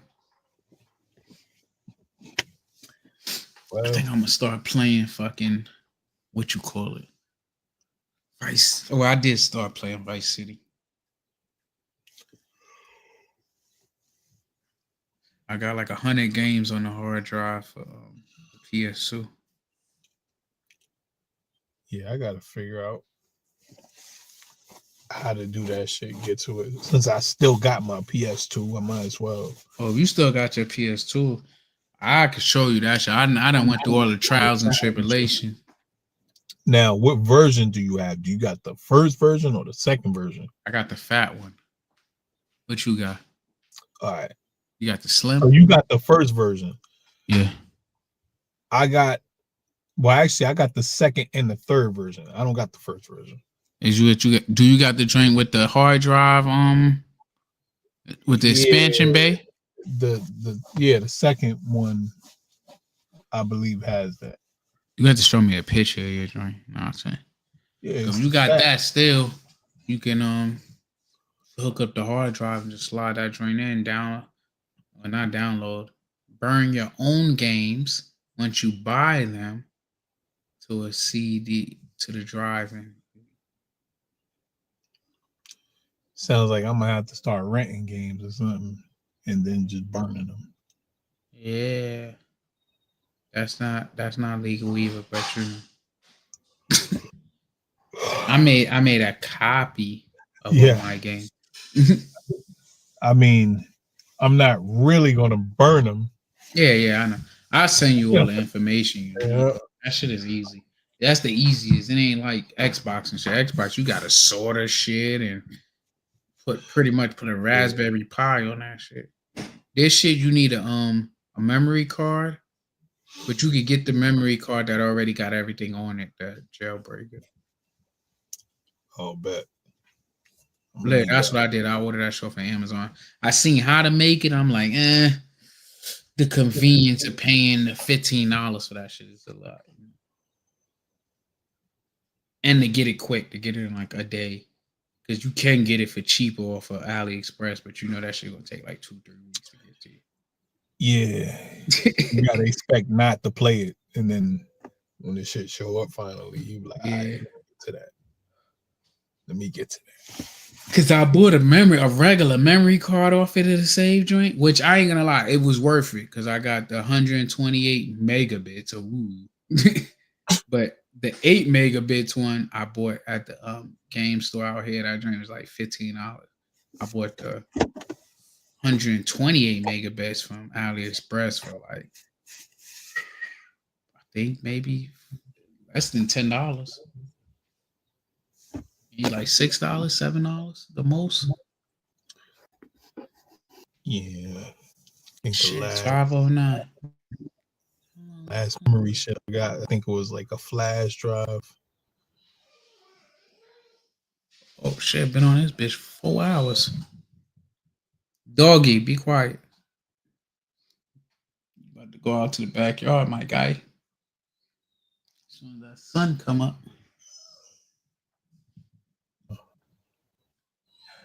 AliExpress be popping up with all these different games and all this.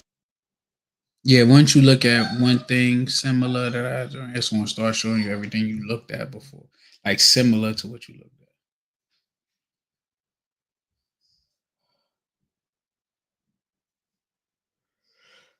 at. 17 years since Grand Theft Auto 4.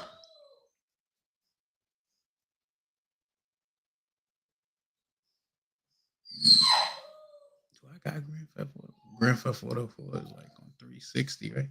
Did Xbox and 360 come out around the same time? I think PlayStation 2. I mean, it said Xbox 360. PlayStation 2 came. 360 came out after PlayStation. What are you crying for, bro? I'm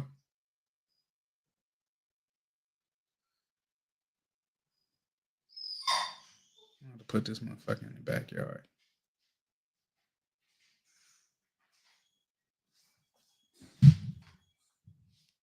Hello? Joe. My boy done cut off. You still there? Oh, there you go. Yeah, I'm still Black. I don't know. That shit always happens with you.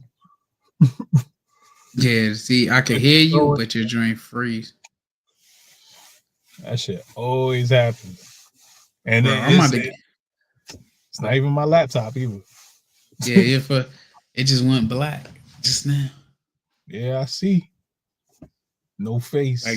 Like right now, you don't see no face, but I see your face is there, but it's frozen.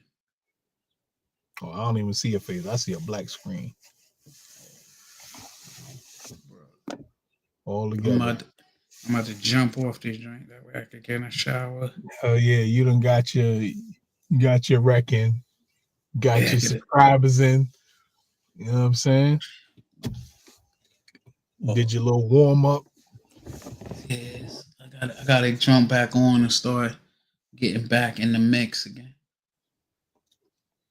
One day at a time, my man. Yeah. One day at a time. You got this though. You know what I mean? If anything, I end up hollering at you after I finish breaking these assignments down. Yeah, hit me up, man. I know you're saying you want to go live later, so hit me up. I mean, I ain't got to work Monday. I'm still on leave. Monday. Go back to work to Friday. Let me see if I can knock these out early enough you could jump on. All right. All right, All right, bro. All right, later, bro. Later.